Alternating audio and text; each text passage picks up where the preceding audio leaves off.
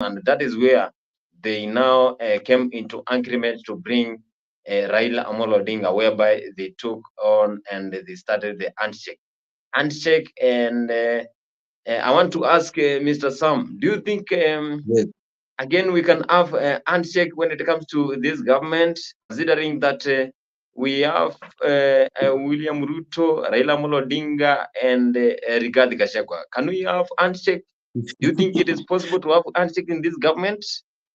So let me ask you, what is a handshake? You know, a handshake that happened in 2018 between the then Uhuru Kenyatta and Raila Odinga. It's only that they came open and said, like, we have chosen now to work together. We already have handshake. The handshake came long time ago. It's not a must that they go and shake hands and start saying that we have a handshake. The handshake is all. The main thing about the handshake is agreeing to work together. Yeah. So now the president has agreed to work together with Honorable Raila Odinga to clean the AU commissioners chair. I think that's already a handshake, though it is very indirect. They haven't come clear and said it's a handshake.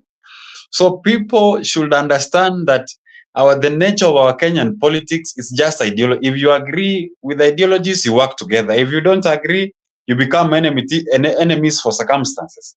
That's why we don't have permanent enmity in politics or permanent friendship, as Honorable Vincent said. Circumstances bring politicians together. Interest bring politicians together. So for me, I think we already have a handshake. Ni ile tu haijakuwa very open. If I waseme like this is the handshake that we are having. Uhuru Kenyatta, Raila Odinga, and the president William Samoei Ruto, they know what they are doing, and that is what we have in politics. Ni kujipanga. Hawa watu wameona Ruto anaona 2027, hao wengine sijui chenye wanaona, because I don't know about their interests. So there is a handshake, it is in place. The only thing is haijakuwa open. Yeah, that is some. We think there is a handshake, although it has not been in real life. But again, we know that Kenyans believe in physical things. They don't believe in those things that are hidden. You know, it will take Kenyans a lot of years. Kenyans will take a lot of Let time me to understand what is let me agree with an some part. handshake. Let me agree with some. Handshakes happen, and we know the only difference is the name that they are given. We remember how the Moi handshake with Raila it was called I don't know, a union or something like that. With Kibaki, we know what happened, and now we had the 2018 handshake. So right now we have that form of handshake, that we have a smart president who does not want, and he doesn't want anybody to lose. He doesn't want anybody to gain. So right now he's trying to manage the politics and the economy of the country. So he's trying to manage the problem that we have in country of cold politics. And if you can figure out, and if you can look back and see the problem that we've had as a country, we've had a problem of politics in this country. After the election, there is always chaos and chaos and chaos. And William Ruto has unlocked a method of trying to manage and cool down the politics. In fact, if you are watching today the Senate and the National Assembly, they were debating the NADCO report, and that NADCO report is a result of what I can call the handshake between the president and the handshake and the president, the Raila and the president. I think So I have clarified that. Vinny, Yeah, you can hold on, Mr. Sam. I will give you time so that you can give your ideas. But yes. it's like we have the handshake, but the Kenyans want to see it in real life situation, that where it's like they want to see it in Kasarani. You want to see it like in Nyayo National Stadium when those two guys are giving hands. So that is what Kenyans want to see. But again, as I bring on board some here, I want to always say that this is Afrique 24 TV, whereby we always give you ideas and we also make you get educated when it comes to politics in every dimension, because in every Monday to Sunday we always have a show that takes place at 10 p.m. that is East African time, wherever you're watching, either in USA, either in UK, United Kingdom, either in South Africa, either in East Africa. This is Afrique 24, and again we always make sure that you get educated and you get to align with what is happening in terms of political matters. And here we give also you share your ideas and comments where we read them on air, and we also share to the other followers, because we have a lot of followers who are making headlines every day and day. So here is a freak to four, and I want to bring on board what we always do, as I give some meander few minutes to always cut across what Honorable Vincent has said. So thank you for the time. So what I was saying, and I want to echo what Vina said, when we had the first handshake of Honorable Uhuru Kenyatta and Raila Odinga, we had the BBI. So now we have the report, the National Dialogue report that was being discussed in both houses. And you can agree with me, Raila Odinga agrees with the report, and the president agrees with the report. So which, if Kenyans are waiting for them to go to Uhuru Park and start telling people of a handshake, I think they will wait. But already we have the handshake, my brother. So the handshake is in place. If what tells you that there's a handshake, it's because they have come together to work together. And you will be surprised one of the fine days you find these people in one political rally. So we will have to see, we'll be surprised to see them in one political rally and trying to tell us about the report if at all it works. So there's a handshake in place, and people should understand that where we are heading, politicians are people who align themselves. They take power, they know how to position themselves. These are people you can see them calling themselves names, yule mzee, yule mwizi. These are the same people who are calling each other names. Tuliona huyu like 2013, 2013-17. Uhuru was calling Raila yule mzee wa kitendawili, sijui kimundu kimongoroki. You remember? 2022 they were together. Ruto was calling Raila Odinga mzee wa vitendawili, but you are seeing them working together here. Raila was calling Ruto mwizi. Mwizi wa mashamba, mwizi sijui wa nini. They are working together. Raila was calling Uhuru ule mtu wa kufuta bangi, yule mlevi, but they are working together. So let Kenyans understand that we have a political nature, that we don't have any enmity. Anything can happen at any time, and those who suffer, we are us. We are the ones who are left. Now we don't know where, maybe you are Azimio Dam, you are a UDA Dam. Now when these people are doing, sasa nyinyi mnakuja kuambiwa this thing happen. Yes. So thank you so much. So it's like we have this handshake, and they are ready to work together. So again, the big question is, because we had Deputy President Rigathi Gachagua saying that here now we are not ready to involve mzee wa kitendawili. He always calls him mzee wa kitendawili. They are not ready even to involve him in this situation. So what is the position of Rigathi Gachagua then, if we are going to have this handshake? Because we know that Rigathi Gachagua is like, with Raila Amolo Odinga, it's like water and cooking oil. Let me tell you, we have seen from the 2018 handshake, Ruto was sidelined. It is the same thing that is going to happen. They cannot work together. Are you seeing? So the person the victim of this circumstance will be Deputy President Rigathi Gachagua. Number one, he has not been formally, he's not that strong kingpin of Central Kenya, we can say, and that is a fact. He is not yet the kingpin, maybe the person who gives direction in the mountain. So he has problems, and here we are having a handshake. So I think the political journey of Honorable Rigathi Gachagua, it's kind of in limbo. Are you seeing? So Rigathi Gachagua has learned from the previous handshake we had, whereby Ruto was sidelined. So that is the effect. If we have a clear handshake and these people come together and start working, because Rigathi Gachagua, we feel like Raila has come to take his position. He has come just to take his position. You know, politics are marriage. We had a marriage between Ruto and Rigathi Gachagua. Now we are having a third party who is Raila Odinga. So it means anytime these people we have a third party in marriage, so there will be chaos. And definitely that is the thing that we are expecting. At all, if there's somebody who is not sleeping well, who thinks about Raila Odinga day and night, it is our deputy president, because he knows the effects of that handshake if these people come together to work together.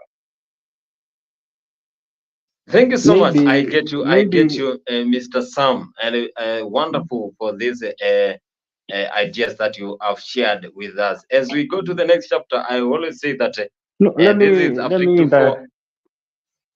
I mean, I've not commented on that.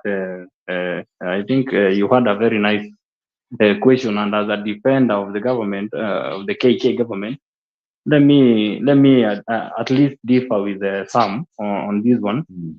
As I said before, there is no enmity between Rigathi Gachagua and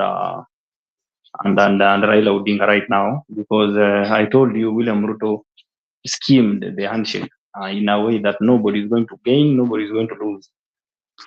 I think in that for that we are in order. So if Rigathi Gachagua is feeling sidelined, that is his own thoughts. But I think from where I sit and my in my opinion, if Rigathi is thinking about Raila running again in 2032 so that he blocks his candidature, then Rigathi is chasing is chasing his own shadow. He should stop and calm down and try to behave as a leader, and that's how the Kikuyus will embrace him. And we have talked about these things several times with you, Boniface.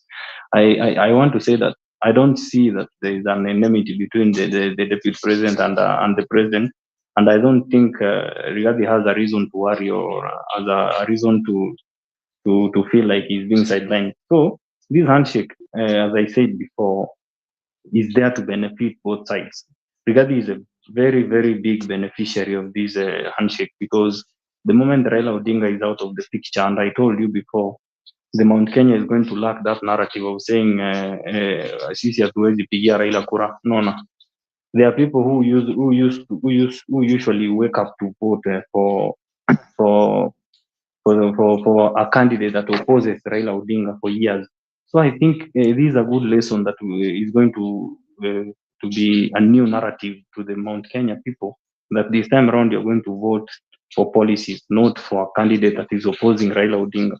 So this handshake Exactly. is a benefit.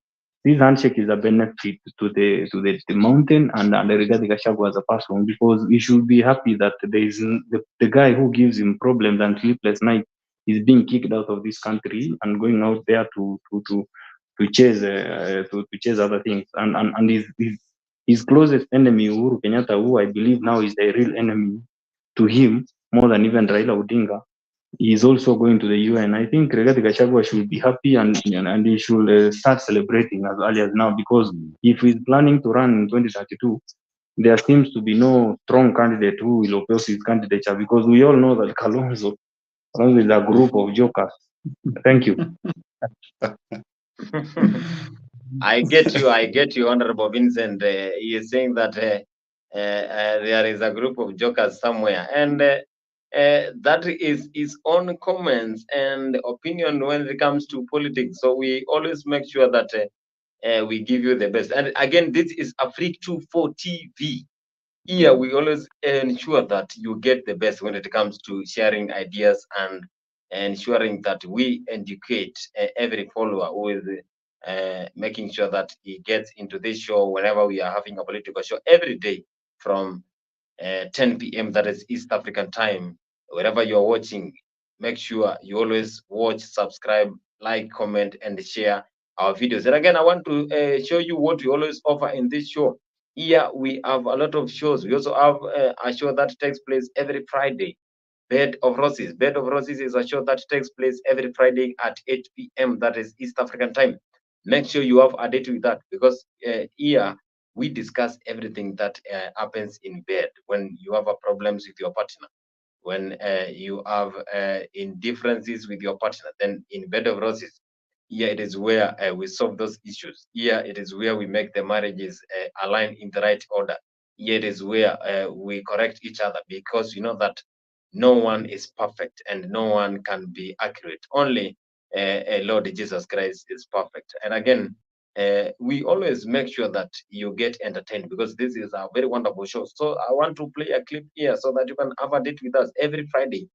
We always have this show that is Bed of Roses that takes place in our Afrik 2-4 with your host that are mentions in that clip. So I want you to follow Join us every Friday from 8 clip. p.m. to 9 p.m. for a captivating journey into the world of love, relationships, and romance. Presented by the dynamic trio Maggie Knox, MC Jesse, and Annie Waweru. Bed of Roses promises to be your weekly dose of heartwarming stories, insightful discussions, and expert advice on matters of the heart. Whether you're single, in a relationship, or simply love a good love story, this is the show for you. Don't miss out on the chance to unwind and indulge in the joys and challenges of love, all brought to you by our talented hosts. Tune into Afrik 24 every Friday from 8 p.m. to 9 p.m. and let us guide you through the enchanting world of Bed of Roses. Subscribe now and mark your calendars. You don't want to miss this. See you there.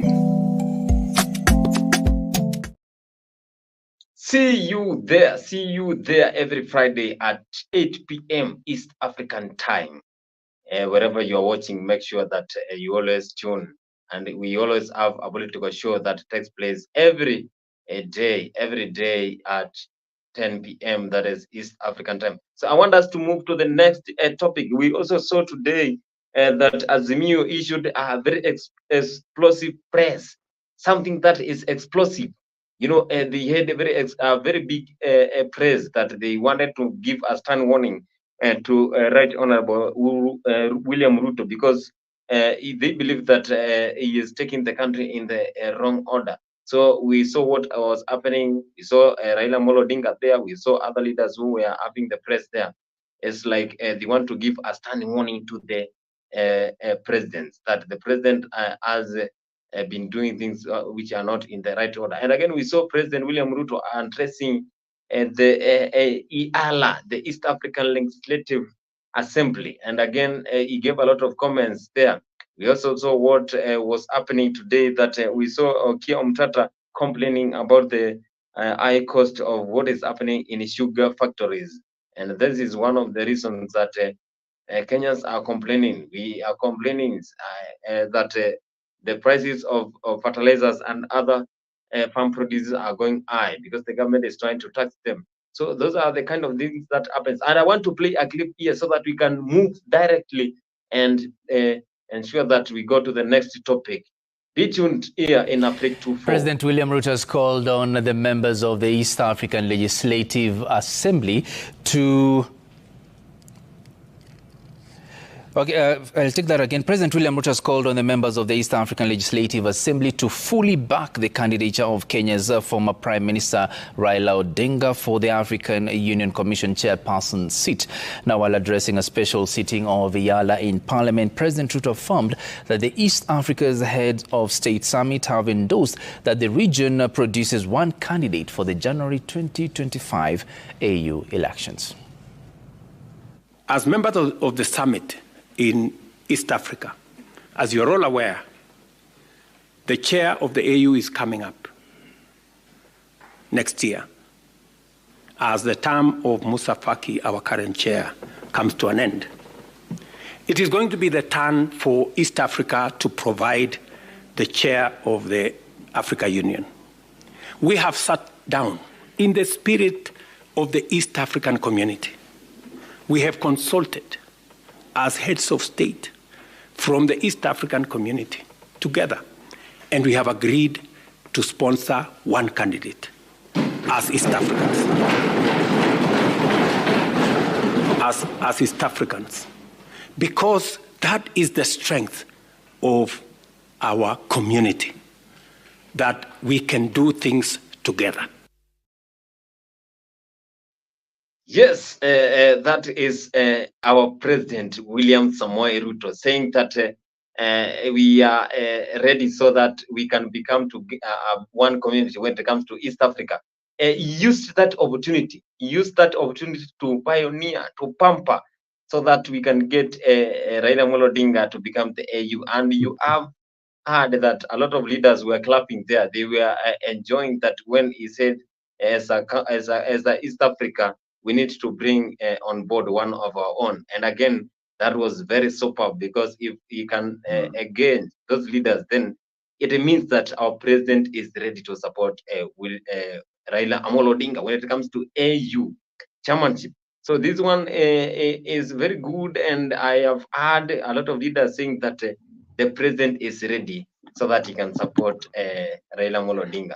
Do you think the president want to bring on board Honorable Vincent Machoka to give his comments when it comes to this idea? Because President himself made sure that when he was given that opportunity, he used it in the right way. And you have seen leaders clapping there, because they believe the president is talking the truth. So how do you say, Honorable Vincent, about those comments from our own president, William Samoei Ruto? Yeah, thank you for that. This is a very. I've been waiting for this topic all day because today I woke up in the morning and the first thing I had to turn my TV on to look is this speech that he had to give at the East African Assembly. And let me tell you, the cameraman in the morning did a very poor job, and I want to thank Citizen TV for doing a good job. They didn't show Raila Odinga's daughter in the morning. I'm happy now that the Citizen TV managed to locate her, looking to her phone seriously, pretending like she's not listening to the president, but inside the heart was pumping so fast. I'm so happy to see that, and you can see a smile in that clip that you just played. I want to say that I followed the speech of the president, and you all know that whenever the president is always is having a speech somewhere, he usually articulates everything and he usually finishes everything. So there's a lot of things he said besides that AU chair stuff. For example, in his speech, I noted that he said we need to stand together as EAC, IALA, so that we can champion for the institutional reforms in Africa and in the world, so that the global south, which is Africa, that's the name that he commonly refers to as Africa, so that the global south can also have a cake on the table, so that we don't become the menu as we have been since God created the world. I think listening to the speech about institutional reforms, and that goes way to show that the president is already settling in for that position that he was given the other day at the AU summit in Addis Ababa last month, and is already starting the process of championing for institutional reforms. And you can all agree with me that Kenya is a progressive country. We have developed our institutions, although we have not gotten to the point where the Americans and the Europeans and the Asians are, but we are far much better than majority of the countries in Africa. And I think that Ruto getting that seat was imminent, and that's one way of showing that Kenya people have faith in Kenya and they have faith in President William Ruto. You can also remember that in the speech he also said that Africa is going to be the biggest beneficiary of the climate change finances that they agreed at the COP28 last year in Dubai, COP28 that happened in Dubai last year, September. I don't know if it was October or September. I think that way you can agree with me that the president is one person who is in touch with everything that he says, and whenever he's speaking to the people, you tend to feel like this guy knows exactly what he's doing.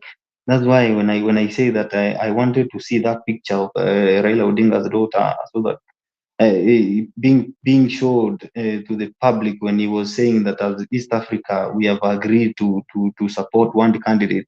That means that as much as William Ruto is going to spend the Kenyan taxpayer money to campaign for Raila Odinga, it means that the EAC is also going to support the campaign by financing also the campaign with a little resources. That also goes away to show that Raila Odinga is already secured 8 votes from EAC. We know that Somalia was admitted to EAC yesterday, and it was confirmed yesterday that they are now officially in the EAC. So I want to say that this conversation of AU, as I said in the beginning of this month, of last month, when I first had the chance to debate here, I said that Raila Odinga has already won the seat. We are only waiting to celebrate next year, February. The only thing that is preventing Raila Odinga from, the only thing that is preventing Kenya from kufanya sherehe ni time. It's only time that is preventing us from celebrating the win. And I tell you, Boniface, we will be here next year to agree and to celebrate that AU has won, Kenya has won that seat, and we will now start talking about what is now the benefits of that seat. So for now, I think if we can, if I don't know if you manage to get the clip of the speech of the president, so that we can also get the summary of what he said and what I have just said and what I've just explained, because I think there are people who missed that thing because maybe they were at work, so that we can also find a way of debunking and educating our followers that there's a lot of things that Iala is lacking. And by the way, there's this guy who was given a chance to give the vote of thanks. This is a Ugandan MP who gave the vote of thanks. There's a lot of requests that he gave to the president about the problems that Iala is facing. And there's one thing that I captured from the speech from the vote of thanks that guy gave. That guy mentioned something that I've always said, that Iala the IALA should be independent from the governments. IALA should be given financial autonomy. IALA should be separated from the courts, the East African Court of Justice.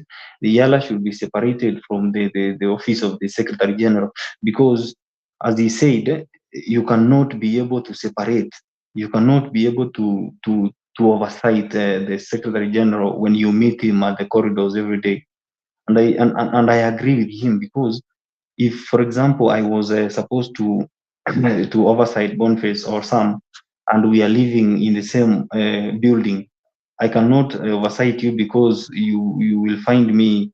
You will always find me on the stairs, and you ask me, why are you looking at me like that? So I think the Secretary General of IALA should be put into account, and that's when we can strengthen our IALA as an institution. But as it is now, they are depending on the government to finance their operations. And you know that there is a saying that says that he who there's that saying that Ruto loves saying, that he who gives the piper, I don't know, is the one who calls the tune. Ile wanasemanga mwenye umbwa ndiye analisha umbwa, na umbwa haiwezi bwekea mwenyewe. That's a saying that I know most of the people have got in contact with. So I think Yala should be freed from the government, so that we cannot sabotage the dreams that our forefathers had. Our forefathers foresaw a time that we will have a single currency. They foresaw a time that we will have no boundaries in our East African. But as it is now, even the financing was deducted from 8.3 million to $7.3 million. So it means that IALA is collapsing if William Ruto, who is now the champion for the institutional reforms, cannot step up and support the IALA. And I believe going forward, we are going to see a lot of activities going on, especially in the IALA. And the first activity that I think the president is going to do is putting a very strong cabinet secretary in that position of IALA, so that we can have a strong person, like the way he reshuffled and put Musalia Mudavadi in the Ministry of Foreign Affairs, and we are seeing things moving. So I think the first thing that the president is going to do is to strengthen his cabinet in that position, so that we can have a creative person in that IALA, so that whenever he's going for briefings and he's waiting for briefings, it becomes easy for him to know where to pick from and what he can delegate to his cabinet secretary to do. So I think going forward, the president has a lot of work to do for the tenure that he has. I don't know if he's going to hold the office for 4 years. I think if not 2 years. I think for those time, we know Ruto is a go-getter and he will do everything humanly possible to make sure that the reforms are impacted to the East African community. So I think if our viewers found time to go through the video, there's a lot of things you can pick from the speech of the president that was very, very powerful. And I think that's the kind of leadership that we have been waiting for in our EAC. And I hope that going forward, we are going to have that issue of one single currency, one common currency in EALA actualized, because that's a dream I've always had. Because I believe that if we have one single currency, it's going to be very difficult for those people who rely on money laundering to run their business. That's one way we are going to fight corruption. And I think if also William Ruto can champion for a dream that we have, the institution of fighting corruption that is unison, so that we can have one institution that fights corruption in Uganda, Kenya, Tanzania, Somalia, Burundi, Rwanda, and other countries that are in EALA. That's one way we are going to manage and curb corruption in East Africa. And we become, because we have a population of about 400 million people in those 8 countries. If you add Somalia, we're going to get to 540 million people. That's a very big voting. That's a very big economic bloc that even the EU lacks. We have a very, very big bloc in the EU, and I think that's a good thing. We should be celebrating as a EAL, and we should champion. We should give the government ideas. So I think I've said quite a lot. Let me allow also others to jump in and share their views. Thank you. Yeah, thank you so much. I hear you. I get you. I get you, Honorable Vincent. And I want to read the comments. Of course, we know that we have comments from all over the world. And Goodyear has been one of our loyal followers here in Africa. He is saying, this is what happens when you triplets gel. No one can break the bond, not even the court. We have to put our political arts on. He's saying that she's saying that no one can break the bond, not even the courts. We have to put our political arts on. So this one means that there is always a relationship between what happens on the ground and what happens behind the scenes. Do you believe this one is true, Mr. Sam Mienda? Yes, I want to agree, because politics is planned, and they are planned. In fact, let me tell you what we see politicians do during political rallies. Hiyo ni machache, but we have a lot behind the doors. Huko ndio watu wanapangana vizuri, and we have to agree on that. I just agree that there is a lot that happens behind the doors kuliko zile ambazo tunaona. Yes. There's a lot what happens behind the doors, more than what we see. And again, I want to welcome Ramesu Yegon. He's saying peace. And another comment here is saying, Goodyear is saying, I enjoyed William Ruto's speech today when addressing the EAC, that is East African Community. His presence was felt by delegates.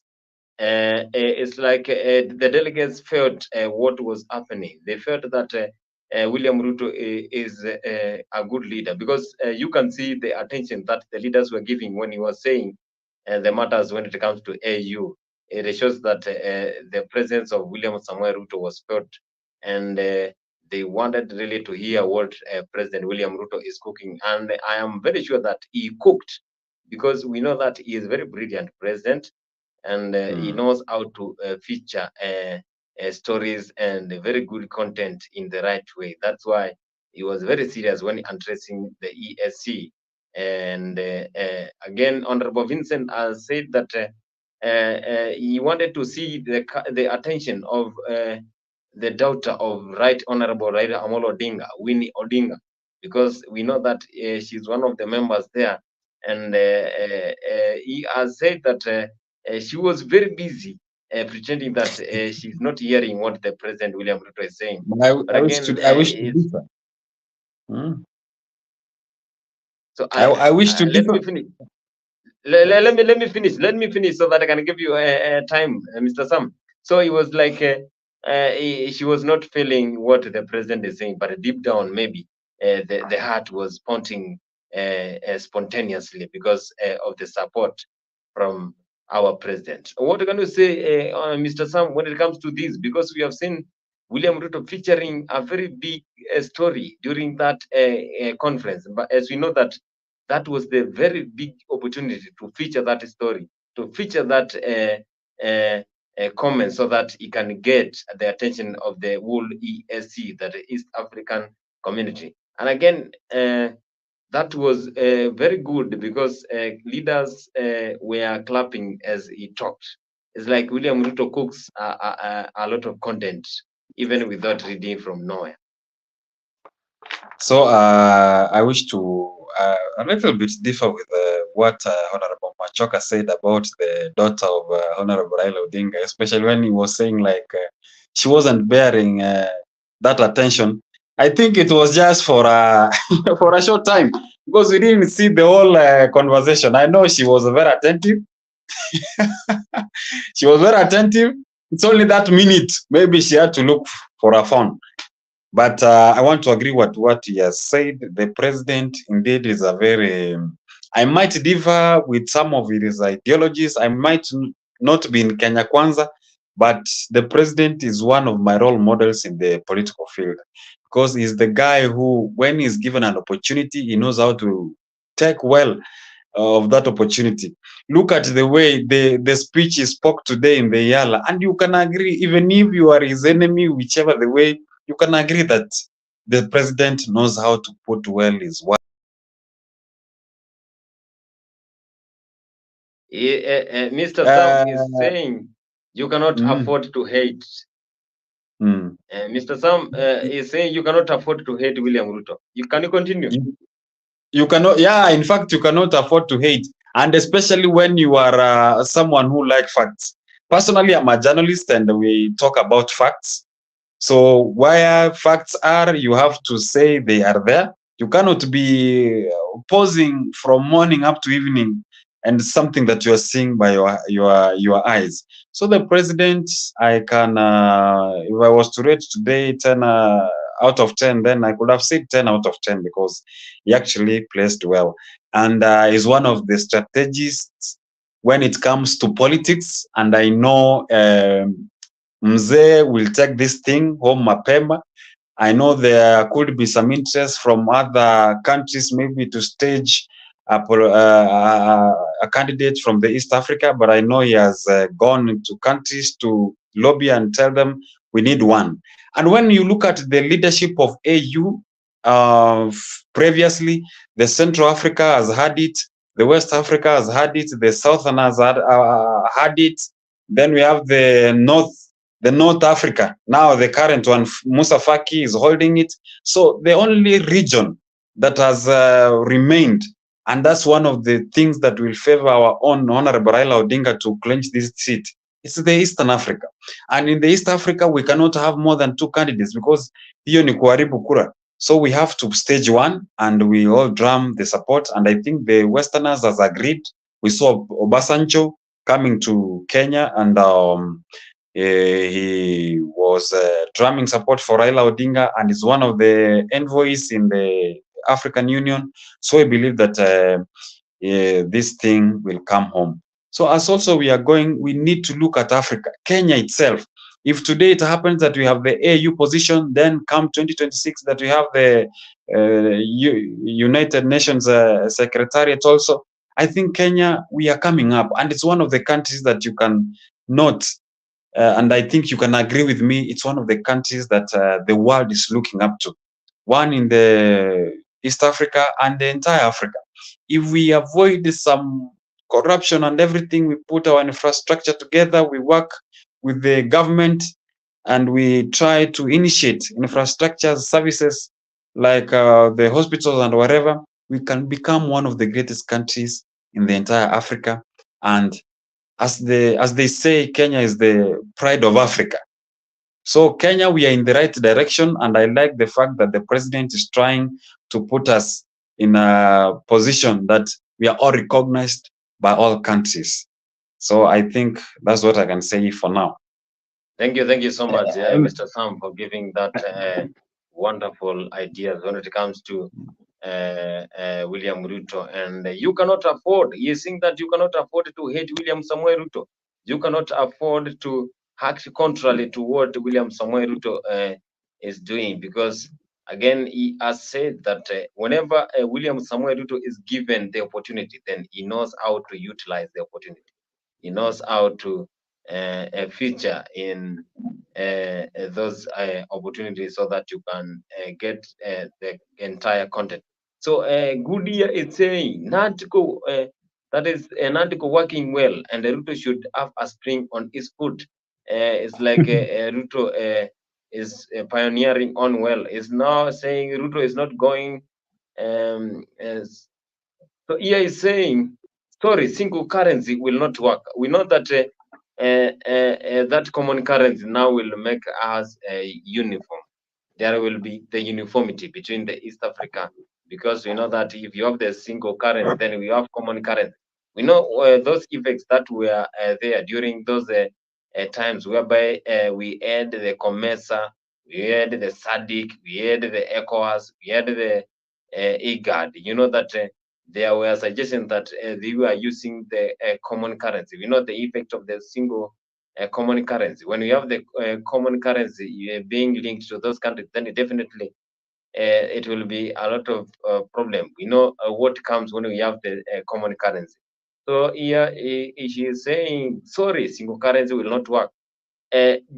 Jowongi he is saying Zakayo ni mchawi bana, kwani anaroga president ya wa East Africa ni mganga. Someone here is saying the comment I'm reading here is like is trying to say William Samuel Ruto knows how to capture the attention of the East African president. So Yeah, Let me answer that him. is a comment Let- from one of our followers, and Let me it answer is him. not a comment from Afrique, but is a comment from one of our followers. He's saying William Samuel Ruto is like he knows how to capture the attention of the followers and all the presidents. It's like Let he me knows the answer him. strategy.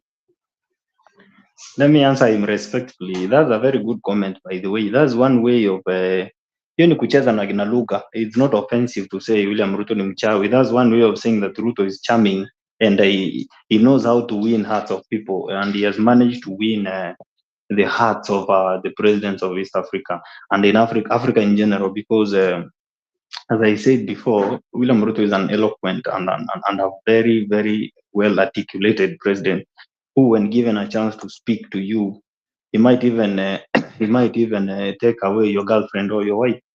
That's how good he is in terms of speech, and that's how sweet his words are. So that guy is just saying that the president has managed to win the heart of of presidents of East Africa and Africa in general.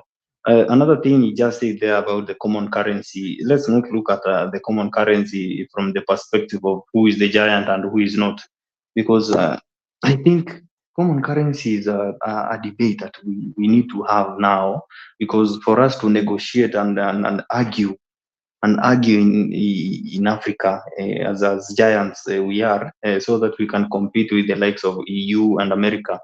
We also need to sit down and form our own currency, so that whenever we are importing our, our goods from outside, we are importing on our terms, and we are importing using our currency, not the dollar, not the EU, not the euro, not the Chinese yuan. So I think it's a good thing if one day we realize that dream. I'm sure it will take a lot of time to realize the dream, but I think it's a dream that I think if one day I also become president, I'll try to champion and make sure that we have that thing working. Another comment that I read there that I also wish to reply to my friend Goodyear is that Ruto is not going to walk. I think we all know that Ruto is one guy who is prepared for anything and for any circumstances that come. He is already prepared to win the Iala seat, and he is prepared also to go face to face with the Africa heads in the seat of UN. And you know that seat is very big, and he's trying to position Kenya in that seat so that we can be the giants, as I said, we can be the giants we are in Africa. So I think those two seats are already secured for Kenya, and I don't know if other presidents will want Kenya to win the seat also, but I think if we are the people who are going to push for that seat, we need to take it fast and enjoy the seat for 4 years before we can give it to another person. So I think good year that comment is in order. Yeah, thank you so much, Honorable Vincent. Is saying that Ruto has the plans, has the best strategy when it comes to making sure that the ruling, and in everything that he does, he always foresees.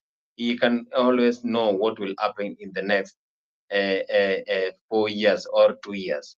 It's like he's a prophet. That is William Samoei Ruto, because whatever he does not even jump into conclusion. He makes sure that he gives you the best opinions and comments. And again, whatever he says definitely is going to make impact. So here is Afrique 24, and we welcome you wherever you are. You are enjoying our content today, and you know that this is a political show whereby we are featuring every political content that happened in our country today, and we want to brief you wherever you are tuning in, because here in Afrique, we make sure that you get the entire stories that happen today when it comes to political matters. And again, Afrique 24 is a big brand whereby you can always be having us anytime, because we every day at 10 p.m., that is East African time, we always bring this political show. Make a date.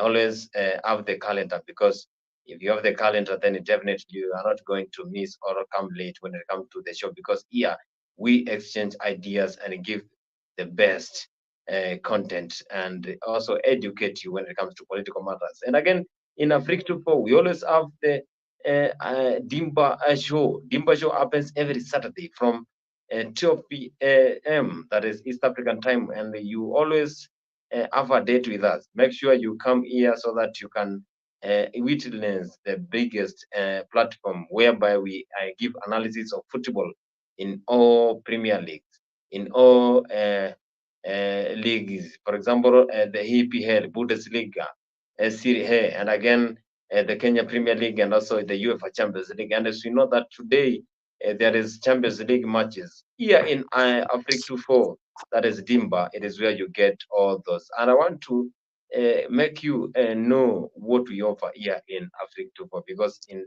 Dimba, we always give you the best sports analysts every Saturday.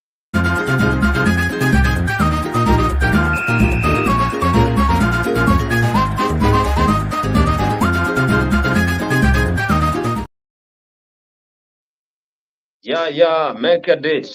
Always have your Dimba. time. Yo, Dimba, this guy here is a Manchester United fan, and on Saturday we'll be here with him. Definitely, it's okay. We will be here so that we can discuss all those when it comes to football, because here now, either you are a Manchester United fan, either you are a Manchester City fan, either you are an Arsenal fan, you are a Tottenham Hotspur fan, either, or you always support Newcastle United. It is here whereby we give you platform to give us what you can share when it comes to football matters, because we know that football is a wide industry, and the sports industry and large. It has a lot of content, and we always make sure that we cover heavy sports that happen in all dimensions. So good year is again saying we should be proud of William Ruto. He has done a lot in the 18 months. Let him continue on the first lane by entering his first term without distractions. Yeah, that is a comment from one of our followers that he is saying that we should be proud with our president. he has done a lot. He is performing massively, and we should be proud with him. And definitely, so that he can end the first term without a lot of distraction and a lot of interference, because he has the plans to change this country. Do you believe this one is true, Mr. Sam? Yeah, I think I am one of the guys who didn't support our president during the elections. But for now, he's our president, and as he has said, we need to give him time as he tries to figure out the best way to serve Kenyans. So I want to agree with him. We have given him time, and as he's also trying to control the political noise, maybe removing away those obstacles like Raila and everything. For me, I think let's give the president time. It is his time. We are not in an election. Let him have his time so that he can give Kenyans the best as he tries to figure out how to revive the economy, give Kenyans the best services and everything. Let him work. Let him work. It is his time. Yes. Yeah, he's saying let him work, let the president work, let him Yes. deliver to the Kenyans, because he promised a Yes. lot, and Yes. Kenyans are ready. Do you think, Honorable Vincent, this one is true that for the first 18 months, President William Ruto is doing good, and we need to give him time so that he can finish the first term without distraction, without disturbance, because he is performing massively when it comes to making sure that the country development and everything goes on in the right direction. One word. Time is always the best judge, and I believe time is the best judge. Time is the best judge, and we must give him time so that he continues doing the good work that he's doing. So, as Sam has said, we can only measure the work the president has done when we are going to the next election, and the next election is 3 years away from now. We must allow him work, give him time. We can we can mark, or we can go through the report card during the 2027 campaigns. He will come to the masses and tell us what he is not done, what he has done, what he's planning to do that he did not do in time, so that as he is going for the next tenure of 5 more years, we all get to understand that we are having the right man for the job. So I think a good year is in order, saying that we should allow him do more, and we should give him time to work for the Kenyans. Yeah, we Yes. should give him time. Time. Honorable Vincent is saying that we give President William Ruto time, because time is the factor, time is the determinant when it comes to this country, when we have William Ruto as the president. So Azimio La Umoja has cracked that you don't see Martha Karua in Azimio-led meetings. Why? It's like Martha Karua has been acting in low key when it comes to meetings whereby Azimio La Umoja are having press. People are saying that Martha Karua has been so quiet since they lost the election. And we know that it is a very tough time when you are vying for example, president or a governor or a senate, and again you come to lose that seat. There are a lot of things that cut across when there is an election. So it's like Martha Karua took this one as a break and a withdrew from the politics. Do you believe this one is true, that Martha Karua has not been participating in this Azimio-led press, whereby they're trying to give their opinions when it comes to the government? As you know, that Azimio is the biggest opposition in the country, as we know that it gave a lot of competition come that was back in 2022. Is this true that Martha Karua has been not been actively involved in politics, whereby the Azimio is giving press? Mr. Sam. Yeah, I think Godia is very correct. And first of all, let us look at Martha Karua. She was the deputy president, uh, the deputy president candidate for the Azimio-led coalition. she was deputizing Raila Odinga, and perhaps when the conversation come, as we were talking about who should take the mantle from the Azimio leader, maybe we were not talking about. I don't know why people don't talk about Martha Karua now that the fact that she was the deputy president candidate. But look at Martha Karua. Martha Karua comes from the larger Mount Kenya, and her with her friend, this Jubilee, about the narrative of sijui Kamwene, something like that. They are thinking about how to take the entire Mount Kenya. So I think again, Martha Karua, I think for her to be part of the deputy president on last year's, the other year's general election, that's 2022, she was a wrong choice. People are talking about Kalonzo Musyoka. Kalonzo Musyoka has worked with Baba since 2013 up to where we are. So that's why we talk Kalonzo Musyoka to be more of the one who should take the mantle, unlike Martha, who was the deputy president last general elections. She should be the one, maybe people should be thinking about taking the mantle now that she was the second in command, right? That they won elections. So Martha Karua, she's thinking about the central Kenya, and that's why she doesn't even engage in most of the political rallies that maybe or the press that the Azimio-led coalition is having. So again, Martha Karua, she lacks that political base. You know, she's a person who cannot command that political following. She cannot come here in Kisii or go anywhere and say like she's the only one there. Maybe she's the chief guest and come and collect that masses of people to attend her rally. In terms of politics, Martha Karua, she's very weak, and I think she doesn't bring that much effect in the Azimio-led coalition. So Martha Karua, for me, I think Azimio can be Azimio without her, and she didn't even bring anything during the general election. So Martha Karua, I think Martha Karua doesn't really have that much effect on the Azimio-led coalition. And I think, she's very bold and she is ever serious on things that she's doing. Look at during the Kibaki government, she resigned. Even they termed her as one of the men because of the bold steps she took to resign from the cabinet of the late Mwai Kibaki. Then Martha Karua, look at her. She has that ego that she likes things that are straightforward, and the nature of maybe our politics, it has some brokering in it.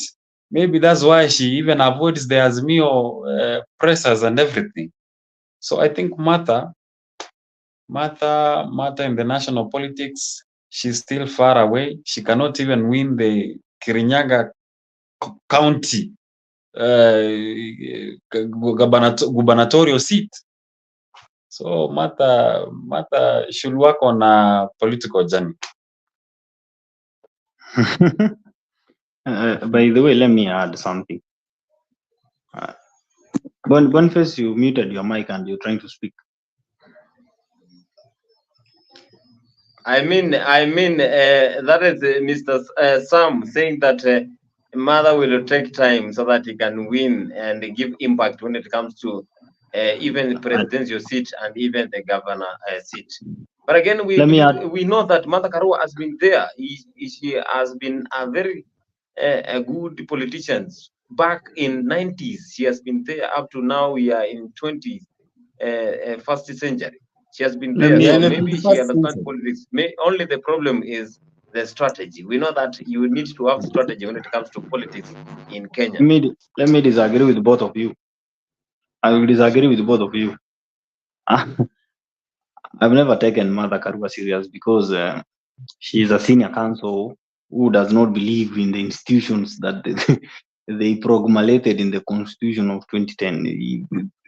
He is a very senior counsel who does not believe in the systems that they build in Kenya, because she had the only chance to become the deputy president, but she wasted the chance with William Ruto, and she decided to go to the deep state.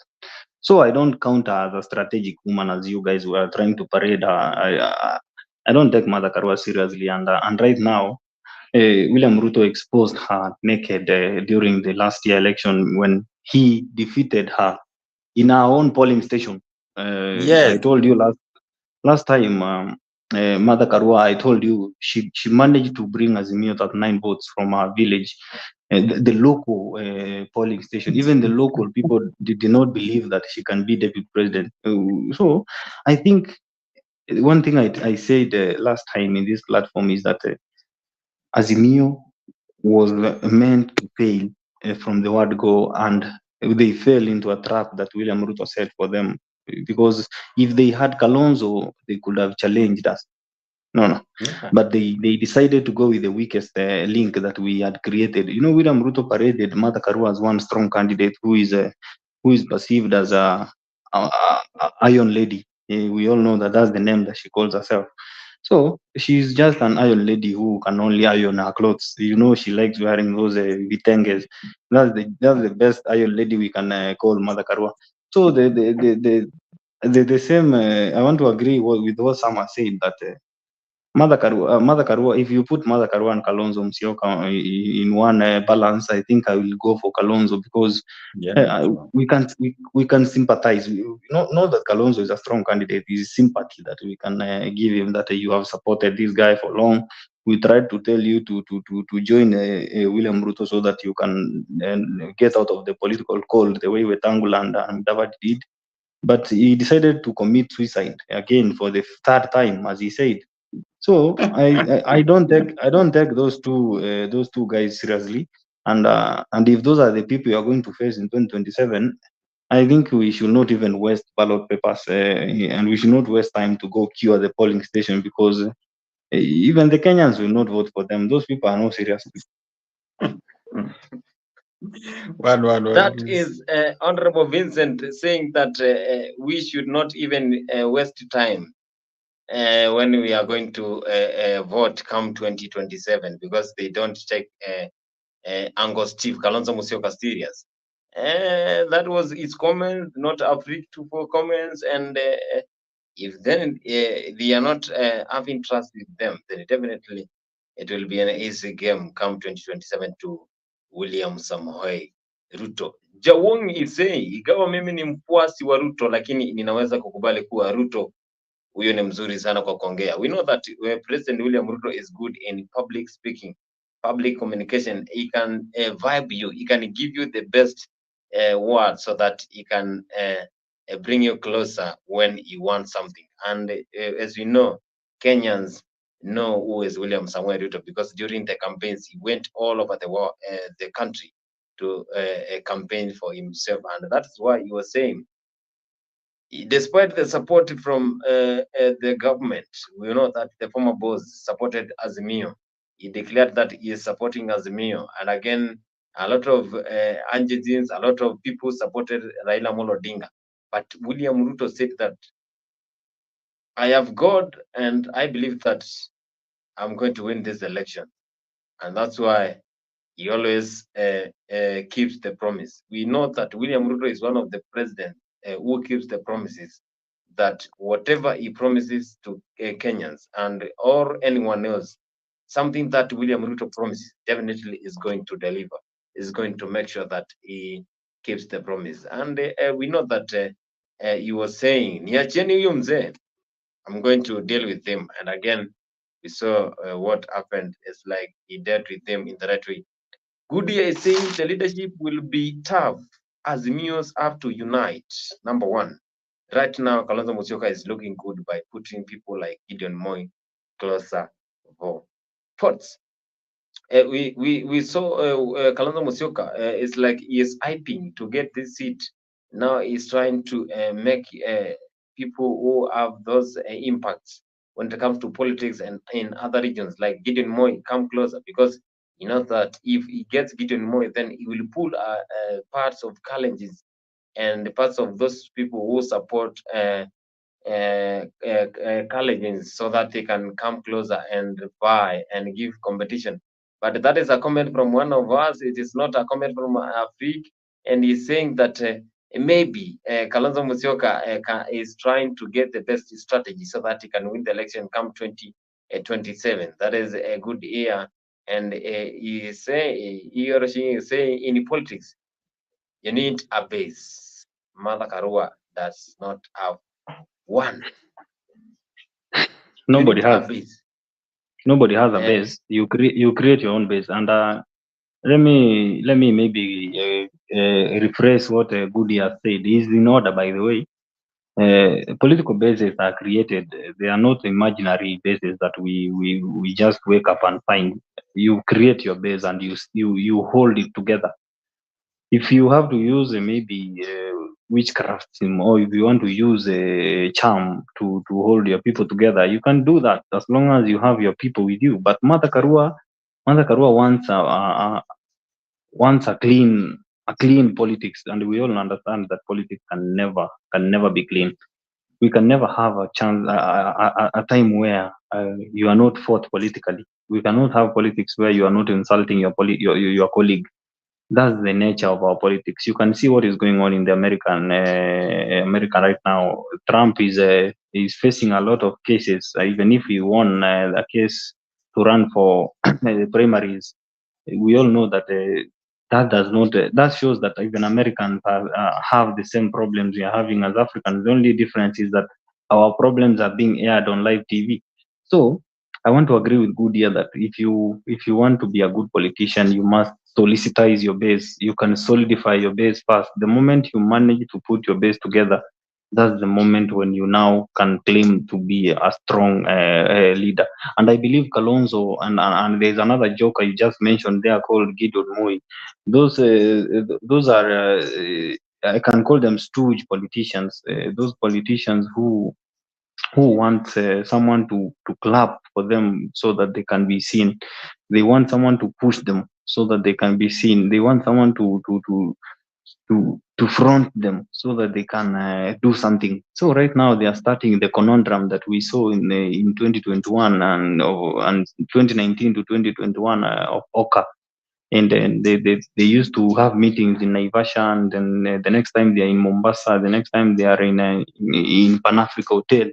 They are trying to make their politics make sense, but themselves they don't even make sense. So I think w- Gideon Moi and Kalonzo Musyoka and this other guy from Western called Eugene Wamalwa and this governor who was almost impeached, Mwangi wa Iria, those are a group, and allow me call them a group of jokers who gathered together to cloud chase because I don't believe that there is something serious they can bring to the table. And I know Kenyans are very smart.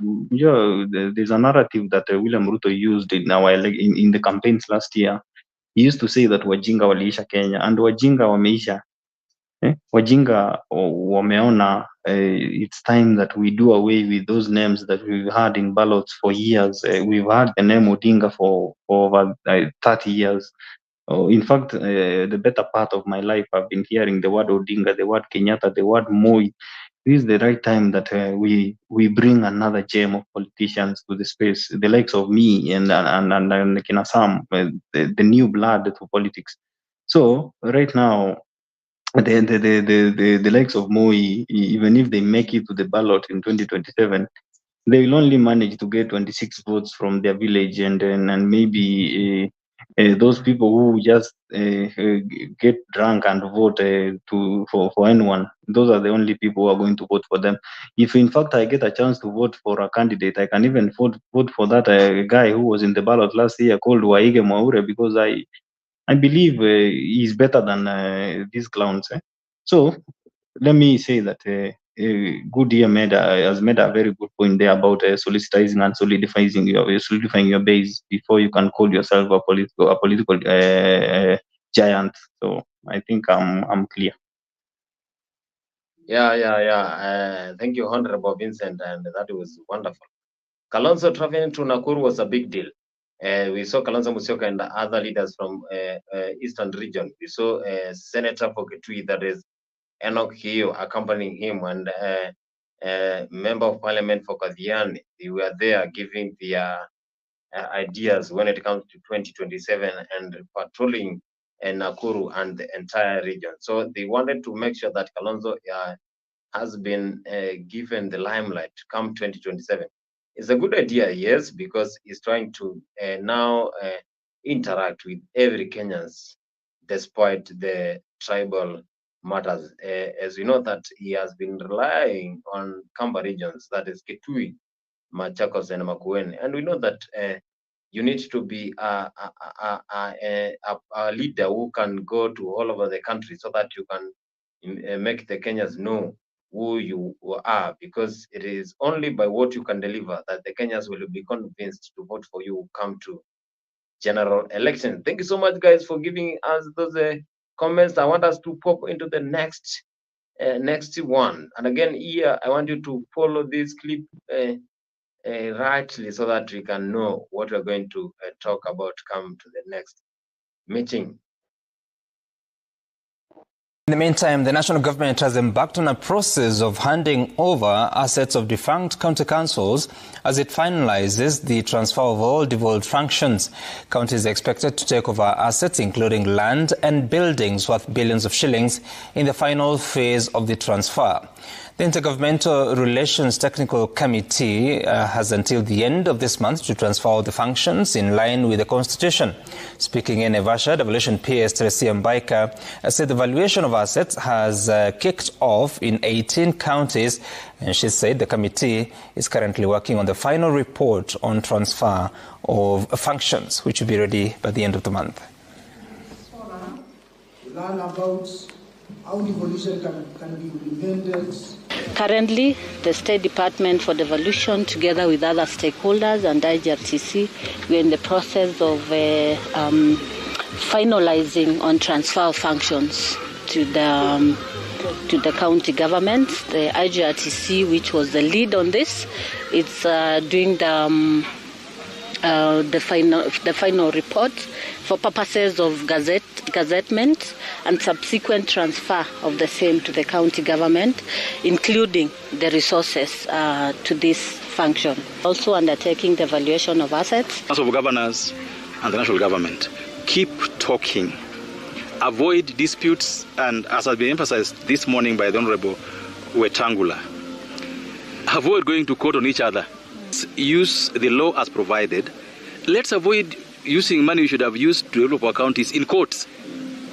These last 2 weeks or 3 weeks, we've had this thing in Parliament where there was a case about transferring monies on roads to the counties. We have now resolved the matter through talking to each other, and governors had to withdraw the case from court. If we had spoken before they went to court, this would have been resolved. And so as Parliament, we are encouraging the two levels of government, keep talking to each other, be cordial, do pre-consultations before we make decisions. It's going to work better for all of us. But even with the transfer of those functions, even with the transfer of resources, for our system of devolved governance to work well, they will still need to keep in good consultation, in good cooperation, in coordination. They will need to see and seize opportunities for working well together in transforming the country as envisaged in the Beta Plan.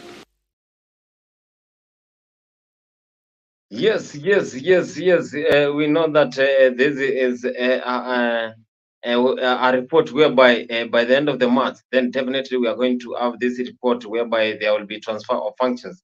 And the functions from the central government, now they are going to be distributed to the county government. That again, you have heard that it has to take place so that the governors need to come together. They need to consult so that they can perform well. Do you think this one is a good move, Honorable Vincent, when it comes to distributing or making sure that the county governors now they have that ability to perform up to a maximum despite being linked to the central government? I think personally, let me first of all say that already the governors are overwhelmed with the duties they have been given. They just want more loopholes to steal money. But it's also a very good move. For those counties that have good governors, this is a very good move. But for those governors, those counties that have corrupt individuals in the position of governor, I think they are creating an avenue for more looting and more problems in counties because already even the governors have not understood the roles. Most of the governors have not understood their functions, fully functions that they are already being given. So if the government wants to fully develop the roles of the counties that are still in the central government, that that is something that should be done cautiously because we can't be rushing things the way we are rushing. And I want to advise the PS. Resian Baika is a very educated PS from Makueni, and I think she's going to advise the president that as we are going to develop these functions, we must also strengthen the institutions that oversight the the counties, especially the Senate. The Senate needs to have its own financial autonomy before we can talk about devolving all functions. So I think this time we can, as a people, we can be proud that the president is supporting the evolution fully, and is doing that in broad daylight. He's not doing the way Uhuru used to do. Maybe Uhuru used to give and take, and he will give a county something and take something from them. But this time around, you're having a leader who is giving the leaders a chance to perform their functions freely and independently. So going forward, I think that report, when that report will be sent to counties, Kenyans should also be given a chance to participate in the process of delegating those duties to the presumed corrupt governors in the county. And I will keep saying that devolution was a blunder that we committed as a people because we thought that we were bringing the functions to the grassroots, but in real sense we were creating more corrupt loopholes and corruption cartels in this country. So I want to say that if that thing is going to work, then we must first work on strengthening the counties, the county oversight and bodies. That's the only way we are going to win these. We are going to enjoy these functions of the devolution. So, from that speech that I've heard Uchieng say, Uchieng has put across a very good point, and I know that's how it's supposed to be. But these governors want to eat also, so that's why they go to court and delay some things so that their lawyers can eat and their friends can benefit from those cases. So even if they want to say that the government should stop taking other governments to court, that's not gonna work. It's free and a chom. That's not going to work. So let me submit, and I want to do something briefly and come back. Thank you. Yeah, so Thank you so much, Honorable Vincent, for giving me us that wonderful submission, because we know that this devolution definitely is going to give the counties, that is the governor, those capabilities so that they can run the government, that is the counties, in the right way. And again, the counties nowadays have been complaining that they are not getting money in the correct order, and again, the disbursement of funds from the central government. So here, when the devolution is over and it is confirmed, then we will be sure that money will be coming in plenty form. And now the cap will be on their side, that they have to make sure that they perform up to their best, because now when you are the governor and the county is not moving on well, then definitely you will be questionable for any loops that happen. Then the problem is the governors ready to pioneer their counties so that we can attain the vision 20. That because we have heard that by the end of this month, that is March, then definitely the report will be out. Yeah, I want to bring on board Honorable Mzalendo. Mzalendo, welcome to Africa 24, and this is a political show whereby we are sharing ideas when it comes to politics and giving comments so that we can enlighten and educate our followers, and wherever anyone is watching this Africa 24, so that he can enjoy what we share every day from 10 p.m. Welcome, Zarendo, and what is your take when it comes to this transfer of function from the central government to the county governments? Thank you, Boniface. Good evening, Vincent, and the gentleman on the background, and the panelists, as usual. Good evening, and the guys in the comment section. Habari zenyu. Anyway, what I can say about devolution is a sad scenario. Although in some counties it has worked, but majority of the counties devolution has done nothing, and that's why I'm very reluctant to say devolution that money should be added to this devolved government. My take is that some of these things is devolved corruption. We have seen money that has been taken to the counties being eaten up, and so many cases at EACC yet to be prosecuted. So a lot has been going on in the countings in forms of corruption. You just saw the other day the Auditor General saying that most counties have got very many fake banking accounts. You needed to get that story so that we highlight some of these things. Most counties have got more than 1,000 bank accounts in different places, in different branches and in different banking institutions. So they open an account. Just those accounts are just to eat money that is coming from the national government, and this is taxpayers' money. Before government could devolve some of this function, and I've seen Ruto has got a goodwill of increasing funds at the county level. But you see, you are just increasing their allocations for corruption. If there are no measures to stop the stealing happening in the counties, then this money will go to waste.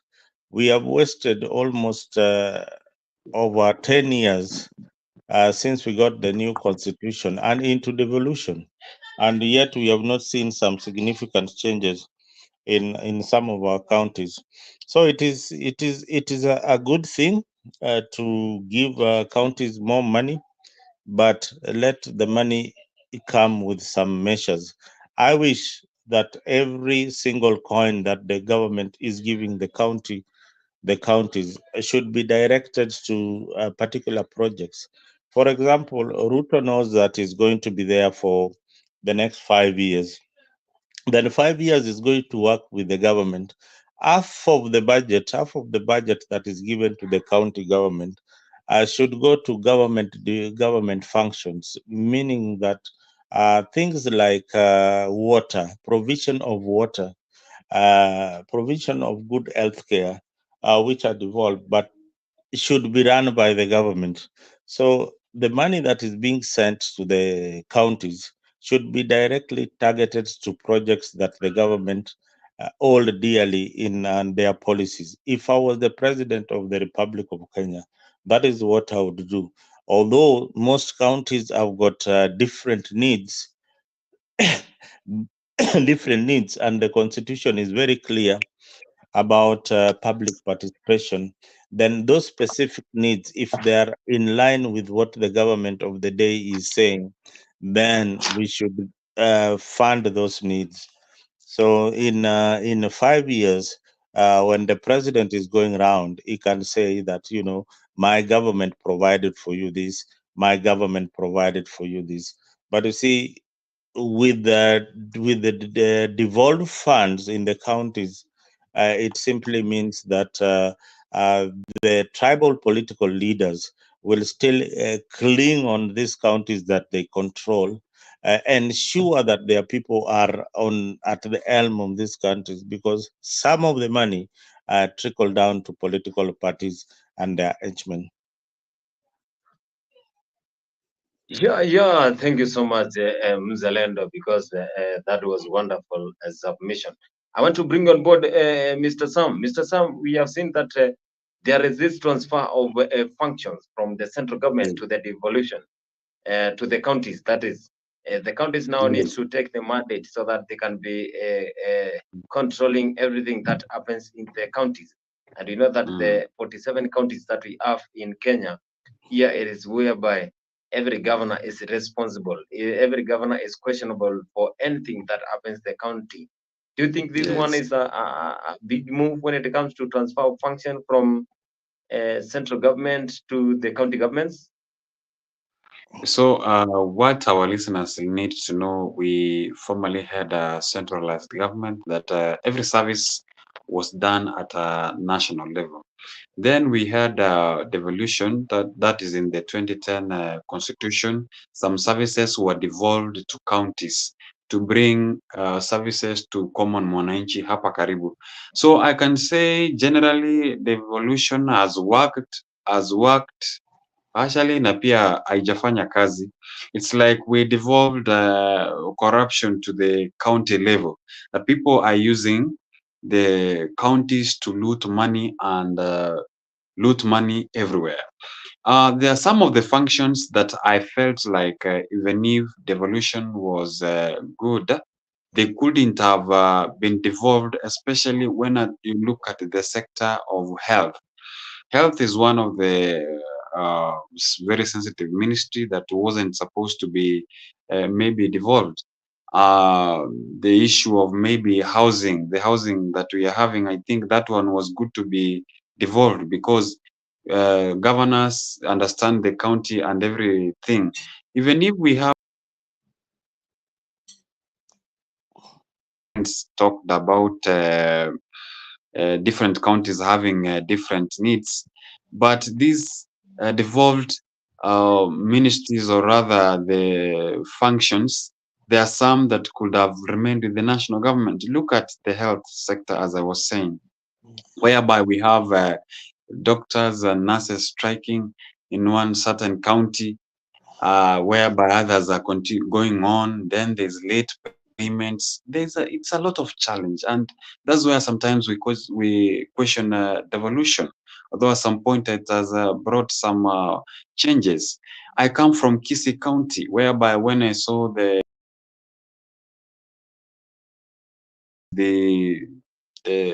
use of funds, we were at 3 point around I don't know, 3 point something, very low, that we haven't used the money that we are given, the 13 billion that has been devolved.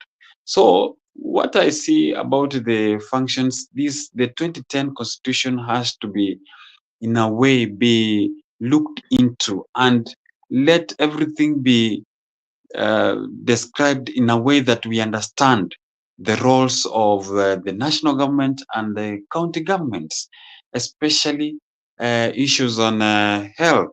That one should have remained in the national government because the government pays well the doctors. We look at the promotions that we are having.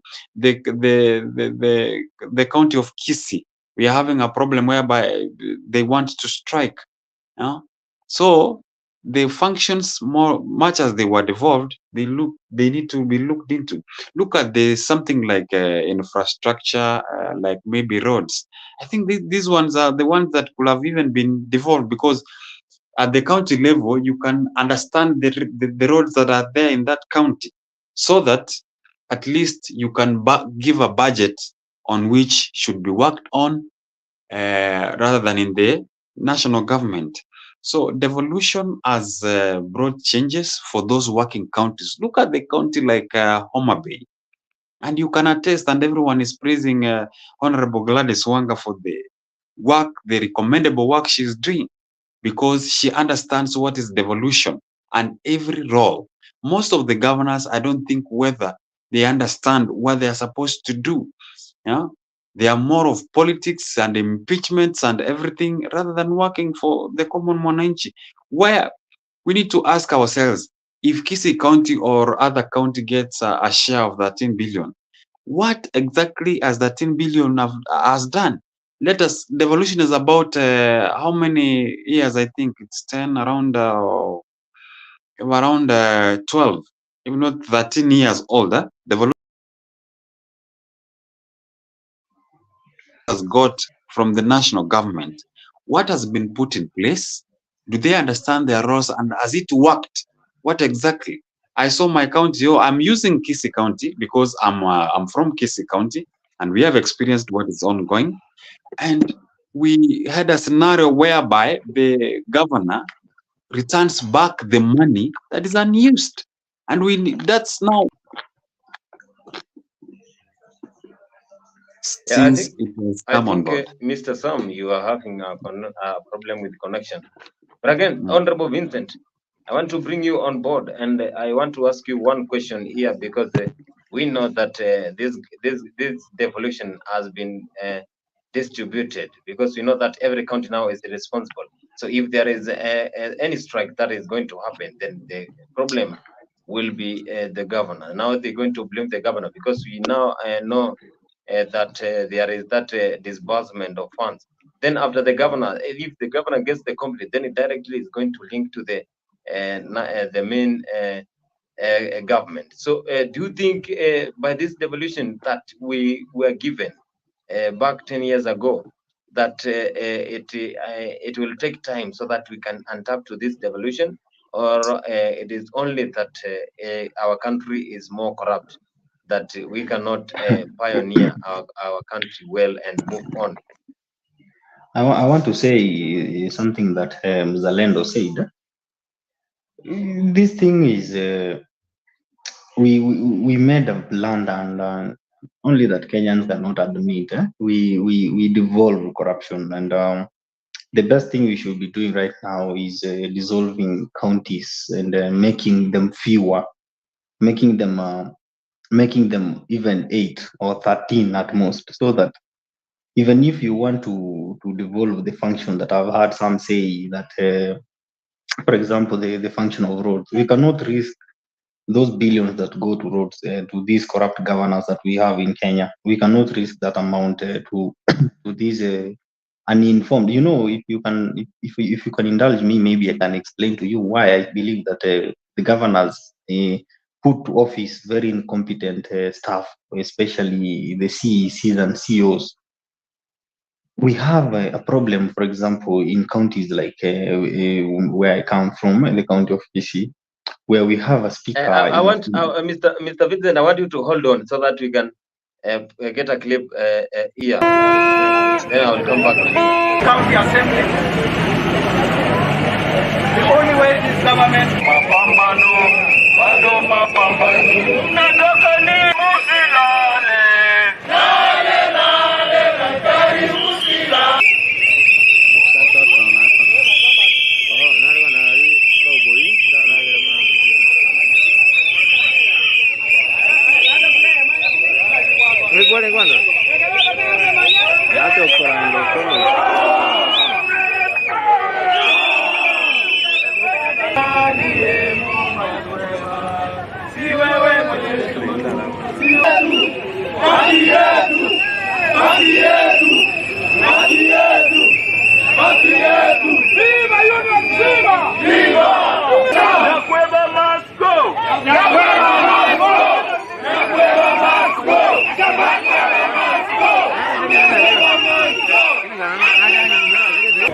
it's past glory. The chief officer must go.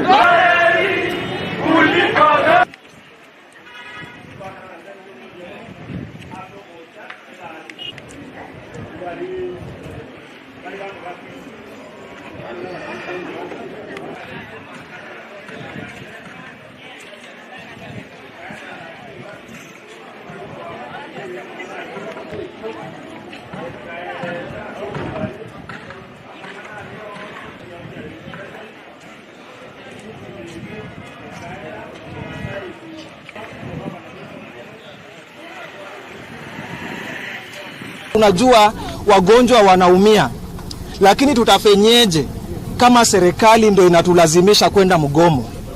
Hapa tuko na madaktari kutoka the whole of Nyanza region. Watu wa Kisumu wako hapa, watu wa Migori wako hapa, watu wa Kisii, watu wa Nyamira, na wote wameona yale ambayo madaktari wa Kisii wanapitia na wamesema enough is enough. Tumesema kwa kimombo, what we are experiencing in Kisii County is impunity manifest, disregard of rule of law manifest, na wamekataa abadan katan kufuatilia ile tunaita CBA between us and the county governments. Kwa hivyo mgomo huu utaisha tu wakati serikali ya Kisii itasema wacha sasa tuwapromote, wacha tuwapeleke shule muhitimu ndo muhudumie wagonjwa vizuri, wacha tuwalipe on time, and most importantly iko kitu tunaita threats and victimization ambaye hatufurahii kabisa. Wacha madaktari wafanye kazi ya kuona wagonjwa, sio kazi ya siasa, sio kazi ya kuulizwa wewe uko pande gani ndio tuone tunakufanyia nini. Na kwa hivyo mgomo officially unaanza leo, na kamilisha bila kusema ile police brutality tuliona Nairobi against union leaders is taking us way back into the dark ages, even before tuone mwanzilishi wa hii nchi Jomo Kenyatta, is taking us way back when the white man used to hunt the black man. Hiyo pia hatunakataa na ina form basis of this strike. Kwa hivyo pia hii strike iishe, wale tunaita interns ambao wana run daily activities of the hospital must be posted. Sisi hatuna lolote. County ifanye yenye inastahili kufanya, sisi tutafanya yetu. We have not closed window for negotiations. We gave 10 demands. Fanya hizo 10 demands, turudi saa hii kazi. Utaona tukirudi hapo tukiona wagonjwa we clear the right. But kama amufanye, muendelee kuvaa suti hapo ndani mkae tu. So what we are saying, no intimidation to union officials. Pay the 3 clinical officers, the almost like 11 healthcare workers who have not been paid now. Not only 3 for 24 months. For 24 months. For heaven's sake, how do you ignore that? Hata ukwe nani? Ulipe mtoto wa mtu mshahara. Ameenda internship, amemaliza, amekuja hapa, anavaa nguo gani? You know, we are not human. It is inhuman completely. So let us reason and act with the human heart. You cannot transfer people left, right, center. Ati huyu ameongea, nimeongea leo, transfer tena kesho. What is the effect by the? So we cannot live an era of threats. We have a room for negotiations. We gave you. Even now we have a room. Hata tukimaliza kuandamana tutakuja, tutatoa hizi nguo tuvae zingine tuingie kuongea. We are ready for negotiations as long as our members benefit what we are agitating for. Our Kisii County residents, I want to assure you that everything is normal in government and in our health facilities. Please don't shy away from bringing your patients to come and get their services from our health workers. Everything is good. Guys, the roadmap that we gave our health workers is very clear. We gave it with very clear timelines on the issues that they raised, and those issues, as agreed, will be addressed by the county government. That commitment was given by His Excellency himself. They will be addressed, and therefore I want to urge our health workers to remain calm and be assured that their grievances will be handled very expeditiously by the all arms of government in Kisii County.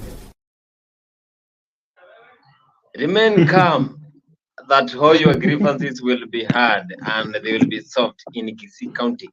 That was happened today in Kisii County, that the workers were complaining. The workers were trying to push their grievances so that they can be heard well. And we know that when it comes to Kisii, Simba Arati is the governor of Kisii, and we know that he does not joke with his job. Then what happened? Then I want you to answer me, Honorable Vincent Machoka. And he does not joke with the job he's doing. That who told you that? We have a serious joker in that position, and if you are a patient, let me ask you this question, and let me ask my colleague panelists.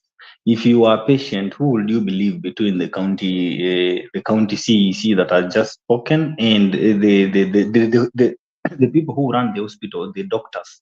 Who will you believe when they tell you that don't be alarmed, just bring your patient to the hospital?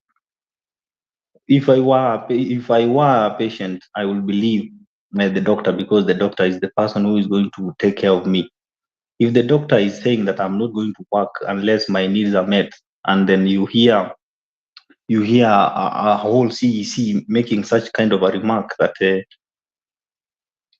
don't fear to bring your patient to the hospital, that's the level of incompetence that we have in our counties, and this does not apply to Kisii County only.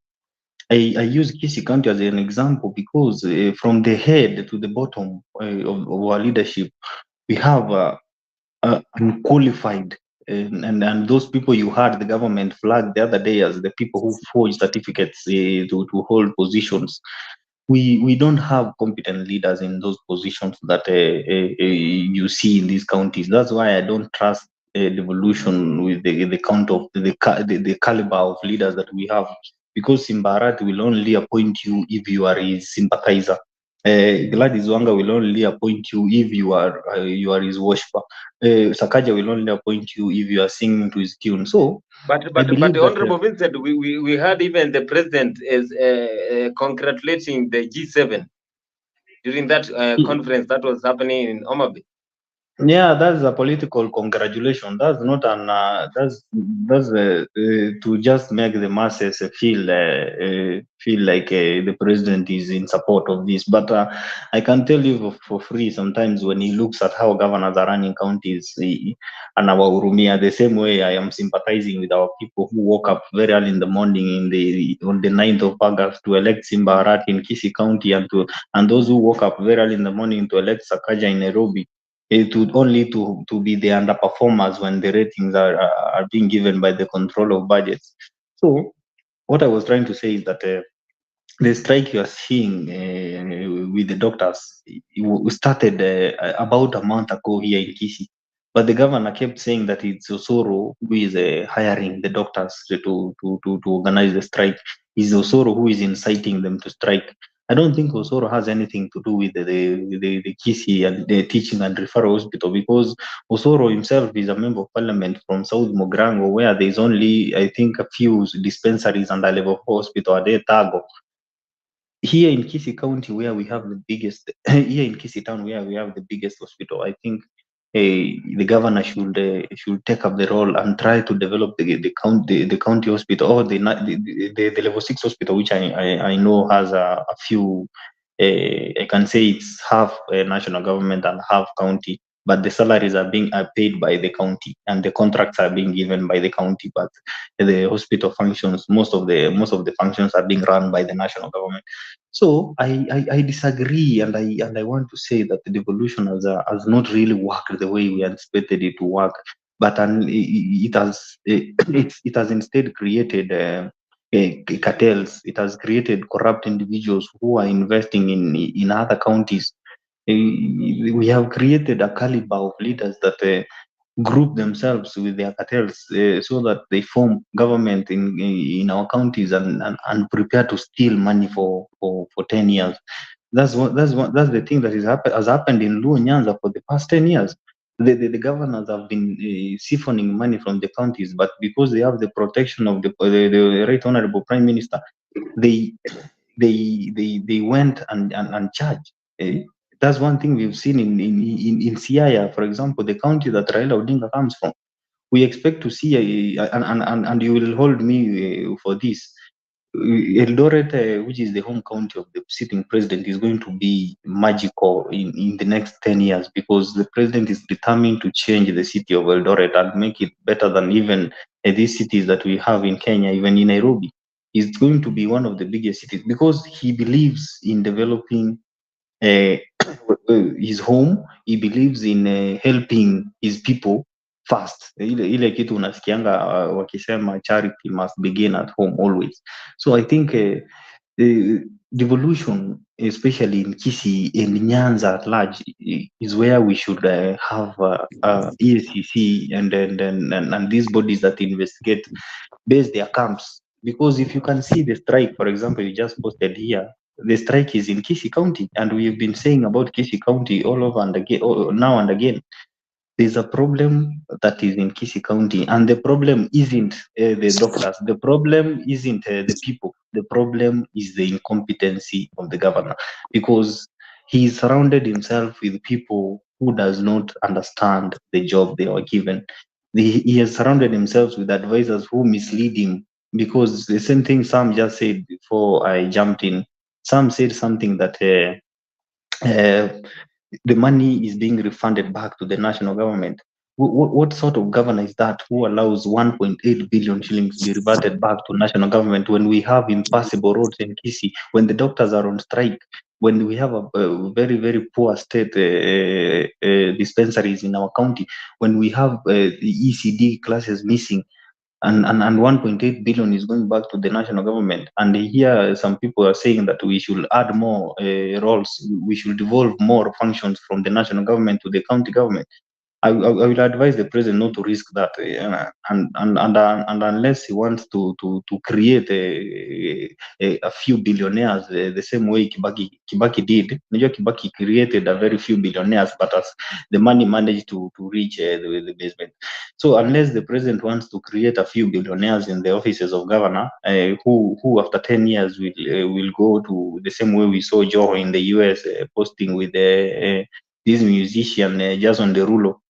If we want to create such kind of people, then Kenya is meant to fail, and is a sinking ship that we are experiencing at this moment. Thank you so much, Vincent, for this wonderful submission. And as you know that the devolution, when it comes to the counties, then the governor is the person who is responsible for controlling, because he has the steering, he has the powers to control every sector when it comes to county government. So here we will always blame any governor who is trying to make everything become difficult when it comes to the citizens. So in every county where we have those loops, then definitely we're going to risk. So, Mr. Sam, as you conclude this one, do you think there is a problem in these county governments, and how long will us take it so that we can perform well? Because as we know, every county now has the governor. We have the G7, and we have other counties that are headed by men. G7 now here is whereby we have the Gladys Wanga, we have the Susan Kihika, and we also have the other governors whereby they are women. So do you think these governors will perform to their best and bring Kenya to attaining the Vision 2030, or still will be stagnant? So as I thank you for the good question, Mr. Bonnie, and I think there was something they devolved a constitution, that there was something that they saw, but it's not happening. It hasn't reflected at all. As I said, we are in around 13 years old as for the devolution, and it has worked in some counties, and it hasn't worked in other counties. Look at the last regime. There are those ratings that they tell us about this county. We used to see Machakos stopping, Kakamega was there. And the question that we should ask ourselves, what are the parameters that they use to rate these counties? Have they understood their roles, and which roles have they played? Like now, one of the roles I can just talk about the county government is about the ECD classes. I come from a county, and we are using Kisii County because that's where we are. We can't use other counties which we don't know what is happening there. I come from Kisii County, whereby they are talking about the ECD teachers. It's one of the functions of the county government. The ECD classes are not there. At the 21st century, still kids learning maybe in a very poor conditioned classroom. Let me call it a shade. And you wonder whether that was the evolution that we dreamt of. And again, the G7 that you're talking about, these are the women who came together, the elected governors. We are seeing the Kirinyaga governor, she's outgoing. No, amemaliza term zake mbili. She's going. So what has she done for Kirinyaga? Then we have those one-term governors who have come just the recent concluded elections. We have Fatuma Achani of Kwale. We have Gladys Wanga of Homa Bay. We have Cecily Mbarile of Cecily Mbarile is from Embu. We have Kihika Kawira of Mwangaza. Nakuru. We have Kawira Mwangaza of Meru, and then we have Wavinya Ndeti of Machakos. Yeah. When, okay, I don't understand the parameters they use to rate those governors. I don't think whether they do, when they do these surveys, I think maybe questioning people on what the governor has done. I think majority of the people just talk about, maybe it is their political supporters who even say like she has done something, and yet there's nothing has been done on board. Do the people who answer those questions like the governor has done something, do they understand the really role of a governor and what has he done or has she done in that role? So we have to ask ourselves, indeed, if we all understand the functions of a governor and how have they been done. I said, for me, if I was the president of Kenya today, I like the way Mzalendo talked, if I was the president of this republic, we could initiate a rule when we are going to elections, let us have managers, people, technocrats, people who have managed, people who understand about management to be the ones. Let it be, something that you have to be a technocrat, you have to be a manager so that you can vie for these gubernatorial seats. Because we are having more politicians who want to protect their political interest instead of working, they're protecting their political interest. Look at Nairobi, the other time when we had Sonko, it's more of a politician. Look at Kiambu, we had Ferdinand who could not even understand the clear role of what is entailed in the governorship. So we have to, I think if I was the president, we could have one of the best governors in Kenya, because you have to be elected according to the competence that you have, unlike managing, just there, being there to manage politics. Look at what's happening in Kisii County. Here and there we have Osoro and Arati just fighting here instead of taking care of those even the medical practitioners in our county. That's let me assist my brother Sam. You know, we are the people and we are the sovereign. The president has no power to just say that we want to elect someone who is technocrat. We want to put someone in power who has the specific qualification. You all know that conversation will only end in futility, because whenever we Kenyans get close to elections, we almost lose our minds completely. We forget that we are supposed to look at a leader. We are not supposed to look at the money that someone has. That's one thing that we must put at the back of our minds before we start talking about who is going to be elected where and who. There are people who are not technocrats, but they are performing so well, and I believe it's not about the technocrat. It's about if you really know why you are elected. That's one thing we must do as a country. First of all, let's listen to a leader. Let's know if this leader is capable of doing something. Can this leader even construct a speech that when the investors are here, he can tell them something, or she can tell them something, and the investors will agree or will reason together with him. The example that Sam has also has given, the incompetence of our governors, especially the governor of Kisii, is one that will be studied. I think the generations to come will have to study the incompetency of our governor, because This guy has never even sat down the investors. We've never had a clip of him.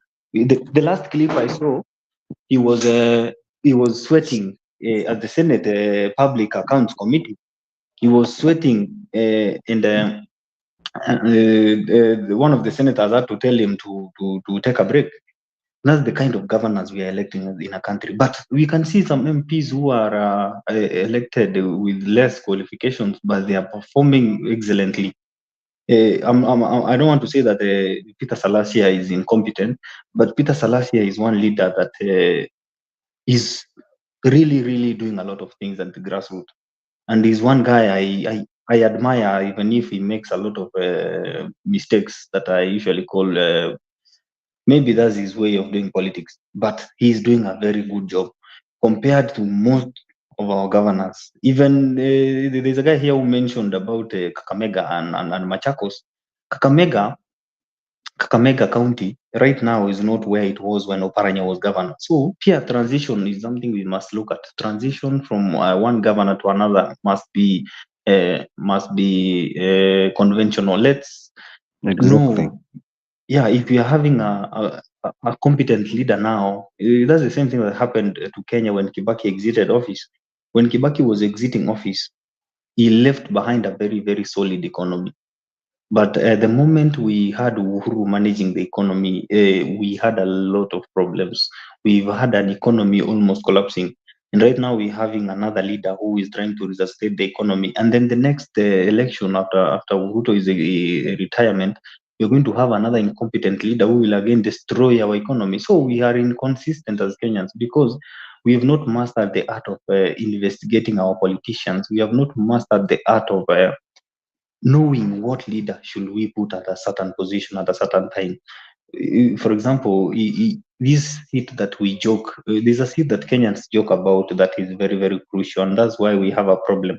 We are joking about the seat of member of county assembly, and I want to tell Kenyans who are listening to us right now that the seat of MCA is a very, very crucial seat to our devolution. And the moment Kenyans wake up and realize that this seat should belong to competent people only, that's when we will strengthen devolution. But as long as we are having these quacks, let me call them quacks, and people who are popular in a village getting elected, the MCAs, as long as you are popular in a certain village, those people in your village will come together and look for support from another village and you get elected.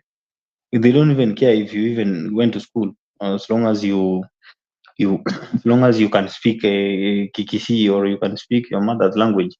I think that also goes a long way to show that we have an incompetent IEBC, because IEBC's mandate together with EACC is to investigate the academic qualifications of our leaders.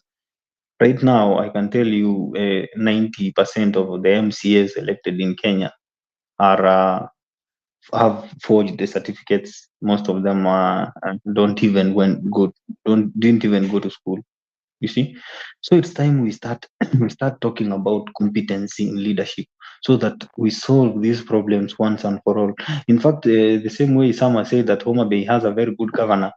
The former governor of Siaya, the end of Homa Bay, Rasanga, I think is Rasanga. That guy No, almost ruined. it was this guy we call Awiti. Awiti, yes, Awiti. Awiti looted the county dry, and even the EACC has a case for him that is ongoing.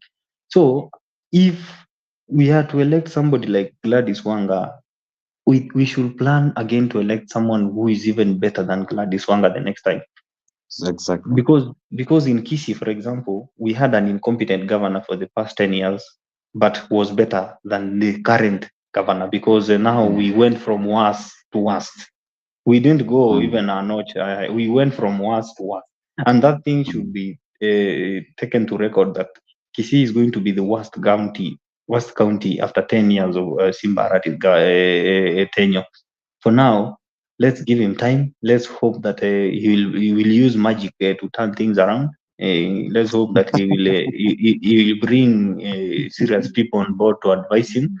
And I offer myself to give him a free counsel to guide him wherever he needs my counsel, because I believe I'm even better and competent than him. Okay. Yeah. Thank you so much, Honorable Vincent, for that wonderful submission. And we know that it is a matter of time. But again, as we consider time, then the governors are doing their work. And again, Mr. Vincent is saying that we need to do a lot of scrutiny when it comes to electing these leaders, because a lot of leaders have been forging papers. But again, nowadays, they say that it is not a must for you to just have papers, but what they focus on is the skills. We are changing from analog to digital, but again, they are now saying what you can offer is very important.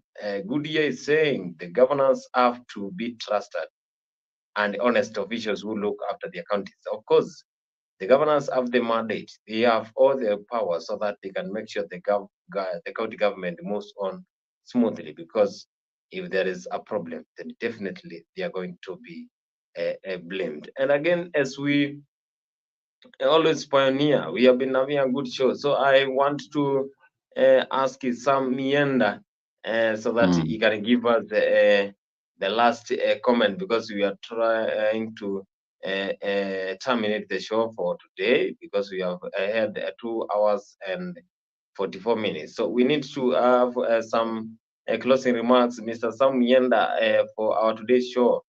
What can you say about today? So there's something you talked about, the issue of we don't need papers or whatever. I want to tell you one of the things. Maybe you are elected as a member of parliament. You have roles that you have to do as a member of parliament. There's legislation, there's representation. So, and we have the 2 languages that you have to. So it means if you haven't gone to school, my friend, you cannot legislate. Yeah, legislate and maybe debate. So education also is very good. I can take an example of we have one of the most funny, let me call him funny or a joker in Kisii County, an MCA called Morefu, who was in fact a very sensitive word in our constituency. It is even the epitome of every revenue.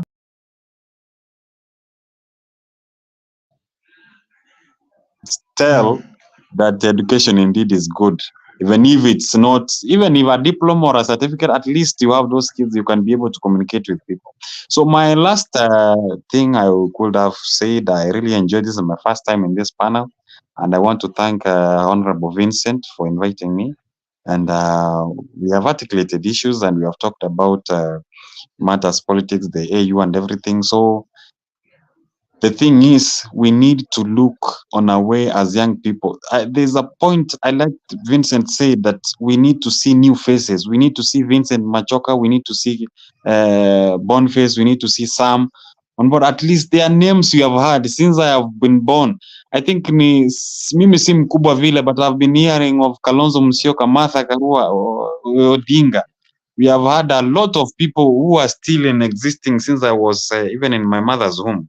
So as young people, we should also look at the way we can come on board and take even this leadership come the other year coming, maybe 2027. So I want to thank you for today, and thank you, Vincent, for inviting me in this show. I hope to be there always. Thank you so much. Thank you so much, Mr. Sam Mienda, for always taking part in this wonderful conversation. And this is Afrique Eco TV, whereby we always engage our listeners and our followers wherever they are watching, because it is here whereby you are going to get entertained, and you're going to get the best ideas when it comes to the government and also political matters. I was having Honorable Vincent, and before I terminate this show, I want to play a certain clip here so that Honorable Vincent, you can digest this one, and our followers, they can digest it, because I have come across this clip, and I think it is very important because it is coming from one of the best senators when it comes to this country. I want us to listen Just a to little. what the Deputy President said on this particular question, because yes, the members of Parliament have expressed themselves. The Member of Parliament for Kandara saying that that will not be allowed to happen. They, in fact, mobilized and witnessed the KRA officials being chased away from the podium. The farmers have expressed themselves that they do not want taxation of their produce. This is what the Deputy President says. Hii maneno ya kodi imeletwa pale, iko sheria iliudwa pale bunge, tumeona iko na dosari kiasi ya kutaka wakulima ya makadamia nini waanze kutoswa. Hiyo maneno tutaketi chini, tumeongea na rais jana na waziri wa hazina, tutatafuta suluhisho, tutaongea na hao bunge wetu, kwa sababu hatuwezi kusaidia mkulima na mkono moja tumuumize na ile mkono mwingine, si ndio? They will look for a solution. That's what the Deputy President is promising. Senator Nyonka, tell me, what is your understanding of what is going on from the Finance Act to the concerns by the members of Parliament of Kandara and Gatanga, but also what KRA is saying about e-teams and that it has to apply to every other business, including the small ones? Good morning, Sami. Good morning. How I wish my colleagues had read that bill when it was brought to the House. Some of us tried to explain to them that you can tax so much out of something. I have listened to the answer that my brother Daktari has given about something about taxes being taxed. I don't know what something. The truth is, there are policies that have succeeded in various countries in revenue collection, in extending the revenue base, in making sure that the taxes that are there are not punitive, that the taxes are not, there's no double taxation on anything. What is actually happening right now in our country is that if you were to ask somebody to do an audit of the amount of taxes that are being generated from products within the country, those whether they're imported or manufactured, or whether it's agricultural products, whether it is agricultural goods and services, everything is just been overtaxed. Everything. So where we are, a clever government will then deliberately now begin to look at, and that is the little sympathy I have for DP Gachagua, that he's realized the ground is vitu kwa ground itafauti boss. Hapa nje. Hawa jamaa hakuna kitu watasema. Imagine in Central, members who are screaming and telling us how the bill is good and in fact Kenyans must pay taxes. You cannot do anything without increasing taxes. All that nonsense that was being spewed here on TV. What is happening now? Now the same guys are going to the ground and chickening and saying, we don't pay that, don't pay the tax. I mean, what do you think is the right thing to do? Because, Senator, in this country, there are people that pay taxes, there are those that do not. Yes. And it doesn't mean that they are not generating revenue. In fact, in some sectors, in some areas, farming is actually generating some profits. What should happen if everyone is to have a responsibility in building the nation? The question you're asking is really wonderful. I wish you were asking him. No. What is the government policy on taxation in agriculture? Sam, is there anybody in this country who knows what we get taxed? Do we tax inputs? Do we tax outputs? This guy is talking about, the thing is, in fact, now farmers don't even have a place where to go and store just wait. They go and store the goods which have been removed, which have been harvested. Or there's this thing. Soon you'll hear them say the challenges we are having is post-harvest challenges. God damn it! Go and fix the National Cereals and Produce Board, and everybody will store their maize there. What are they doing? The Cereals and Produce Board has just become a trading enterprise. People are taking maize there. When they get a deal, who's buying maize at the highest? The maize is taken out there. They go and give it to the miller. What is the government policy on agriculture as a whole today, if I ask you? Zero. I know my leader, Honorable Nani, the minister, is trying to do firefighting. I live in Kitale. Which minister? Rinturi. He's doing a few things which are wonderful. I mean, like you can see, he has got an app where you can read and check out which seeds, which type of crops you can grow in a certain area. What is the fertilizers, which are the fertilizers they can use in those areas. There are certain small things which are doing. But the truth is today, if you ask this gentleman, who is actually an expert in agriculture, what is the government policy on what we are doing in agriculture right now? Guys are just making deals, Guys are selling fertilizer. Guys are buying seeds. These people. He's buying seeds. Okay, fine. I really don't have. I don't know what to say. What do you say now? All right, Senator Nyoka.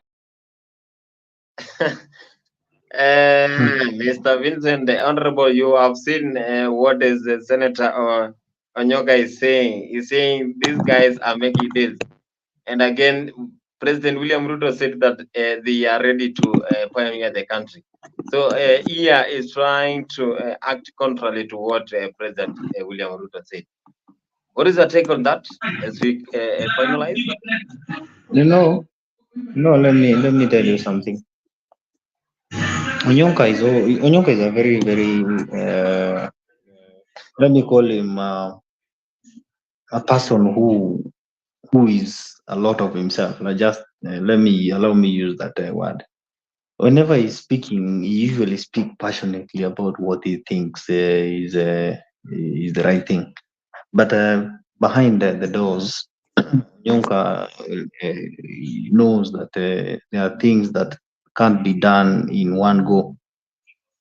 We can't sort all the problems once. And I told you here last time that President Ruto is trying to balance the economy in both ends. He's trying to look at every sector in an angle that let's solve what is very urgent as we keep digging into the bigger and bigger problems.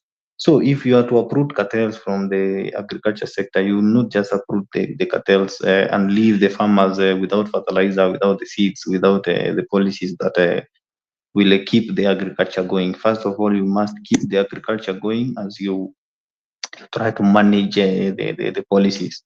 So I think, of course, I might agree with Onyonka that there is no government policy on agriculture that is giving directions on how how we manage our post-harvest harvest and pre-harvest.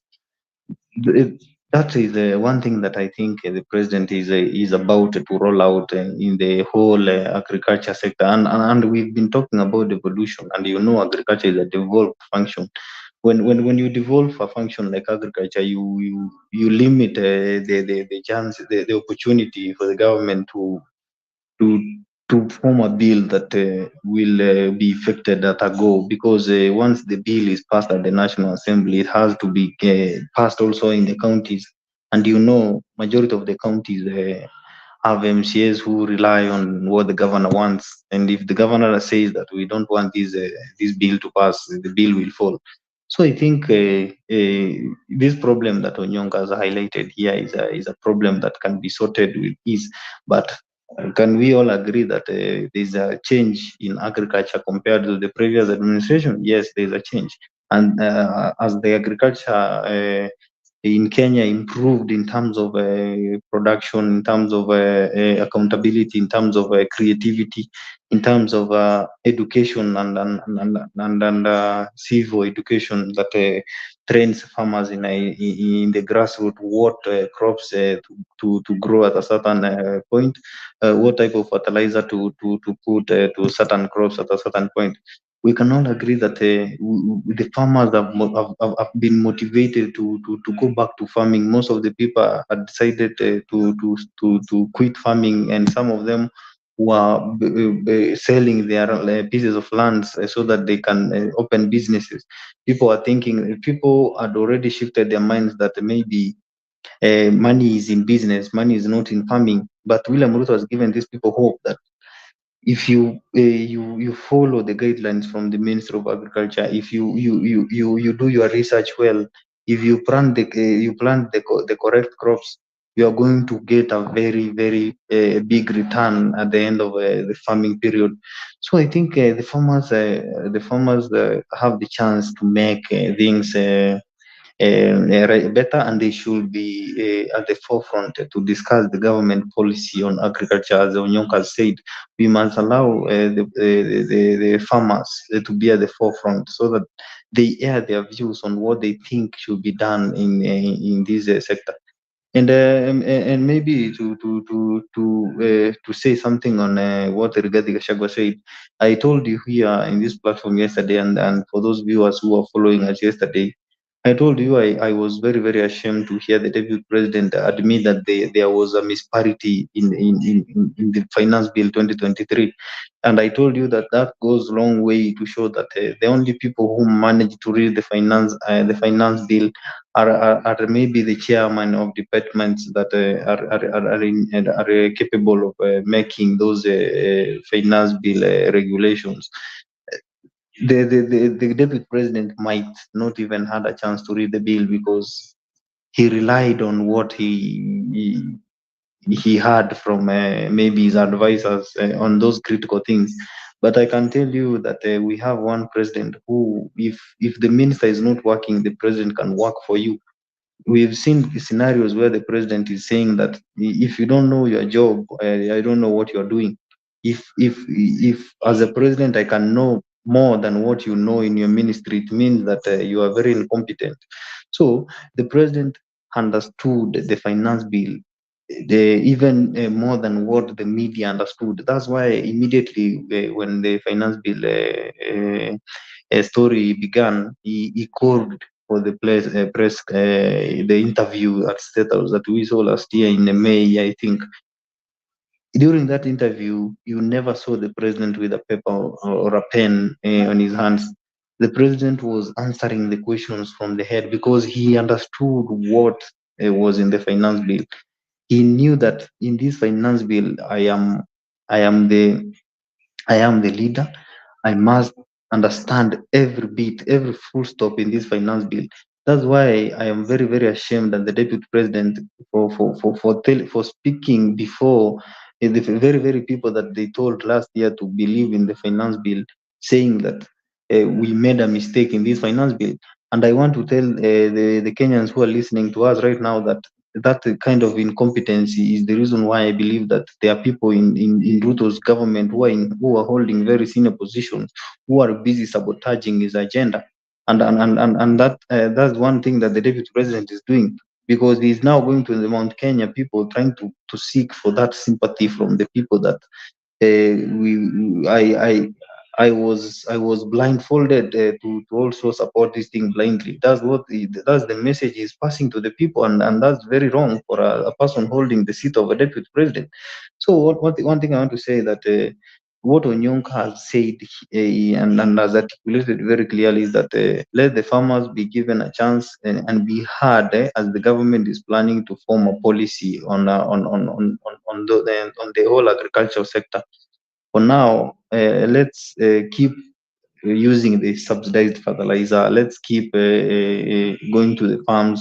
Let's produce our own food. Let's have food security in our families, because the moment my family has enough food, my neighbor will also have enough food, and the other neighbor will have enough food. That's how you start developing the food security that William Ruto has been championing. And he said here the other day that in 5 years we must stop importing basic food commodities from outside as a country.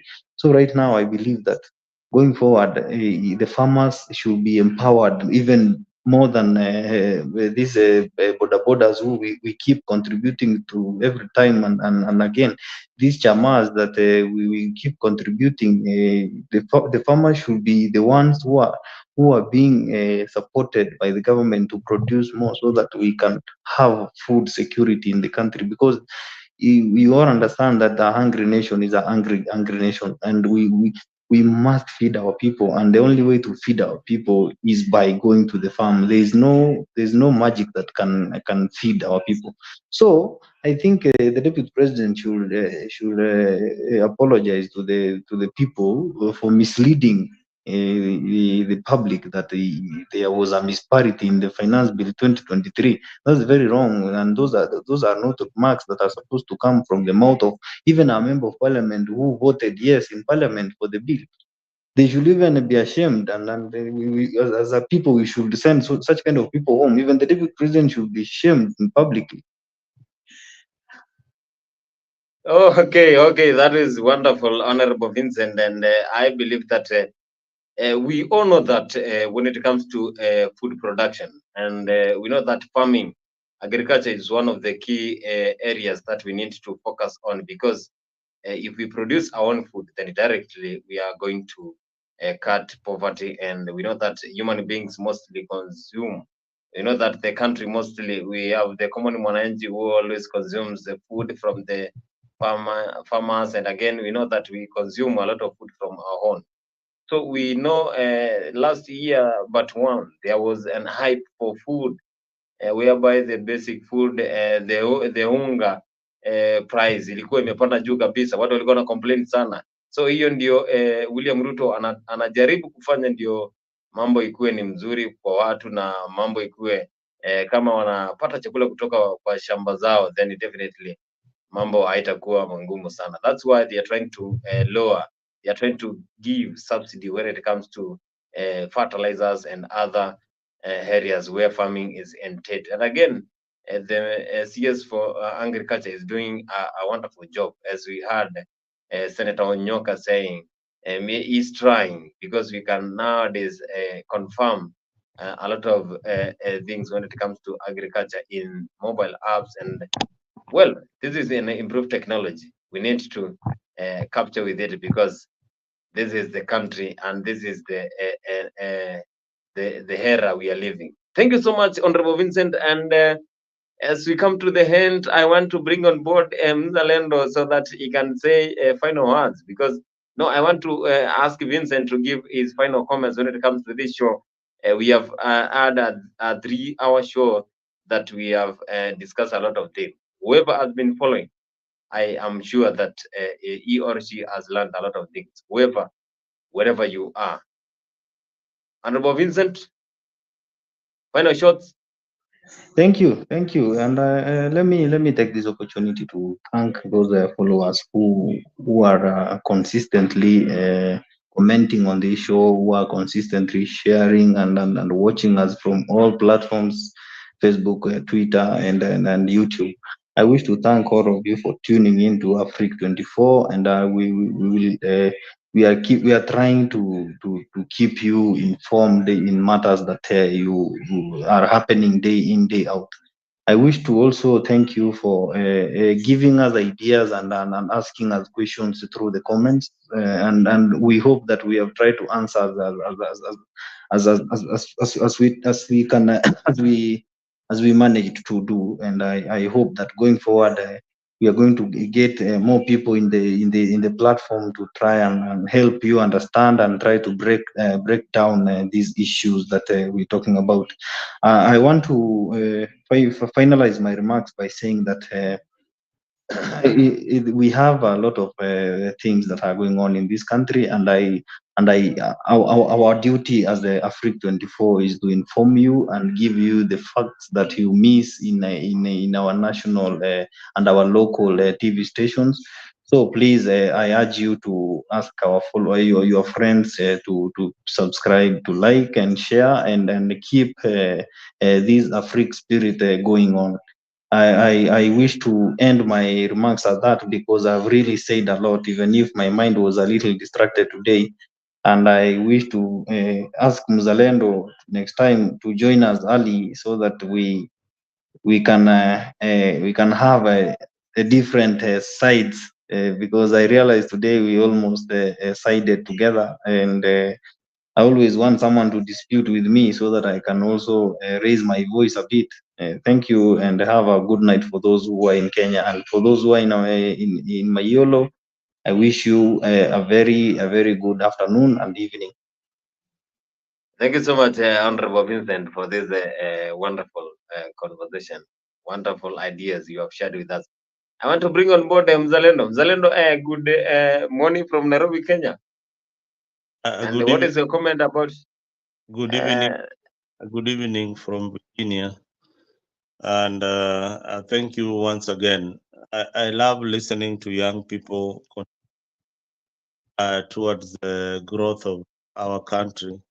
This is a unique forum where we have young people really coming out and talking about their country. People like Vincent, people like Boniface, and the gentleman who was here earlier. It's important that you are creating a unique euphoria, a youth movement that will be engaged in politics. That is so important for our country, because young people have been associated to other things like betting, things like that, things that don't really matter at times, but matter to them. They are not interested in politics. Just to dive into the last clip that you showed, and I saw Mheshimiwa Honorable Onyonka. I think he's been in parliament for the longest time. He has been in and out in parliament for the longest time. I wanted to gauge what he has achieved in parliament as a legislator during his time in parliament, what bills that he came up with that improved the life of his constituents. That is so important when you see these MPs talking. You need to gauge what they are saying, or are they making populist statements?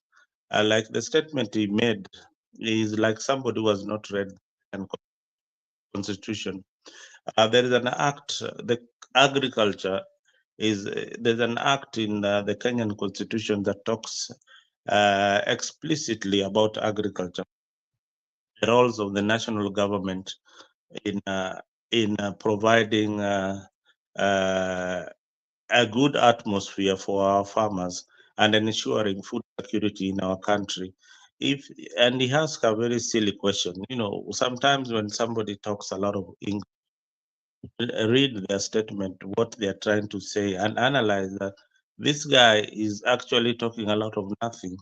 So there is a policy in government, and if you read the Constitution, there is a policy in agriculture. Even if his government or the Azimio government came to power, that is what they will follow, because it is the Constitution. There are also other functions in agriculture that have been devolved to the county government. Yeah, so it is not entirely that agriculture depends on the national government. There are some functions that have been devolved to the county governments, who are basically, as we said, doing a lot of nothing with the money that they have been given. A lot of duplication in the county. That is why each and every county in the Republic of Kenya, we have a minister for agriculture at the county level. At the county level, if you are coming from Nyamira and Kisii or Homa Bay, ask your minister for agriculture what they are doing. What I want to comment lastly is the speech by the deputy president. The deputy president seems to be the president of Central Kenya.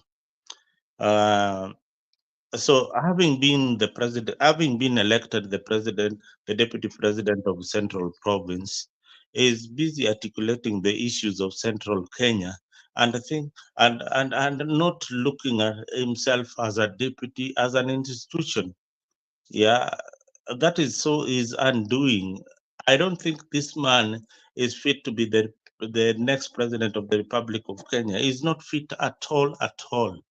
This is somebody who is trying to ensure that we remain a tribal country, and we vote on tribal lines. So he's all the time consolidating his vote in Central Province and ensuring that they have the bargaining power at the national level.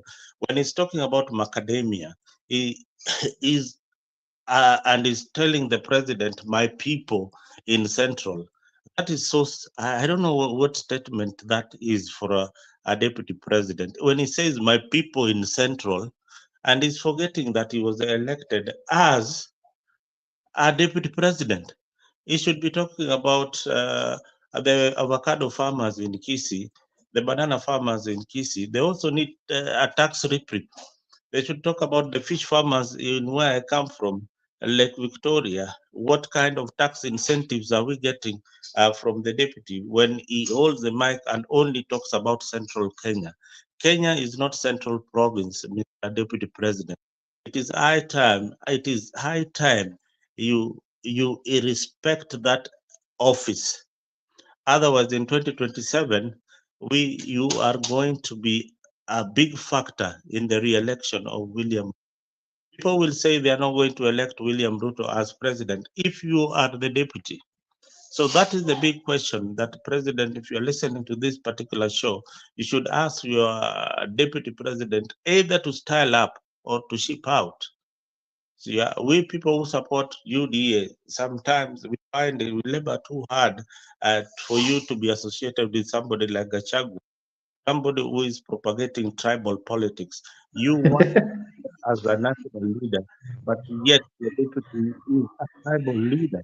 Yes, Kenya is tribal, but Ruto is trying to unite this country into one direction. So let us all think in a manner that is important for this country so that we grow as people of Kenya, not the Kikuyu community, Kalenjin community, and the Luo or the Kamba community. Let us be united and foster ahead for the development of the Republic of Kenya. Thank you, Boniface, very much for this particular show. Thank you so much, Mzalendo, and that was wonderful. And of course, I think Kenyans who are watching and everyone who is watching this show has gotten what it entails. And again, that if Deputy Rigathi Gachagua will be there come 2027, then it will be an effect to William Samoei Ruto because of the comments that he always makes. Good year. Thank you so much. You have been our loyal follower, but she is saying DP Gachagua is a bit reckless, and I think that is why he is frozen out. That is a comment from one of us, and I think Deputy Gachagua is sensing danger. He's sensing some changes come 2027, and that's why things might change. And we always have the U-turn, even when you are approaching a roundabout. You can always make a U-turn somewhere, and I think there is a U-turn that will come in 2027. Thank you so much for whoever has been watching this show, and we thank you so much for giving us this opportunity. Those who have accompanied us here, good year, Ramis Yegon has been here, and Ojwang has been here. We always say, Excuse morning. Vincent wants to say something. Yes, I told you that Rigathi is chasing his own shadow. He should stop fearing that there is a competitor that is about to be born somewhere to compete with him in 2032. So all these things that we are saying that Rigathi is fearing something. Rigathi is just busy trying to be a kingpin. He's not focused on the presidency of this country. He just want to be a kingpin. I think that's all he's working seriously on. Because personally, I have not seen him in Kisii. I have not seen him in Nyamira. I have not seen him in Homa Bay. I only see him in Nyandarua today, tomorrow in Kiambu, tomorrow in what? I don't think Rigathi is interested in making himself a leader. He's interested in making himself a kingpin of the Mount Kenya, and I'm sure that is going to fail as far as I'm concerned because that's not the role he was elected. There's a difference between what William Ruto did as a deputy and what Rigathi is doing as a deputy. Rigathi Gachagua is speaking a lot of Kikuyu when he is in Mount Kenya, but you can count a few times that Ruto went to the Rift Valley when he was deputy president.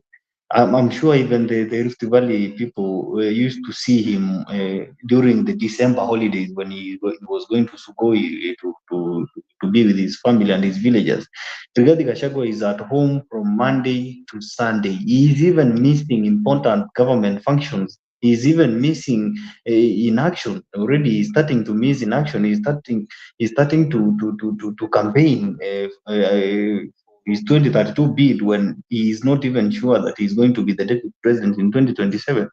He should stop chasing the shadow that he's chasing, and he should stop chasing his own tail. There's nobody who is fighting Rigathi. Rigathi should stop fighting his own tail. He should focus on the seat we bestowed on him going forward. And I submit. Thank you so much. Thank you so much. Thank you so much, Honorable Vincent. And this is wonderful. You have given us what it entails. And this is a wonderful conversation. Tomorrow we are going to face on it again, because we know that it is big conversation, and it's going to give us ideas, and we're going to share a lot when it comes to our break to 4. And tonight, as we terminate, it has been wonderful. Thank you so much, Honorable Vincent. This is wonderful. We have had a good time, quality time indeed, and we have enjoyed this show. And I'm very sure whoever was streaming this, either in Facebook, Twitter, IG, or in our social media platforms, that is Facebook, YouTube, he or she has gotten a lot of ideas. And we thank you so much for always tuning and trusting this brand, Afrique 2.4. I was your host today, Boniface Kimanzi, and I want to salute everyone who was here today. Honorable Vincent, thank you so much. Mzalendo, thank you so much. Good year, thank you so much. You have been so wonderful during our tonight show. Thank you so much, and we meet here same time tomorrow. That is 10 p.m. East African time.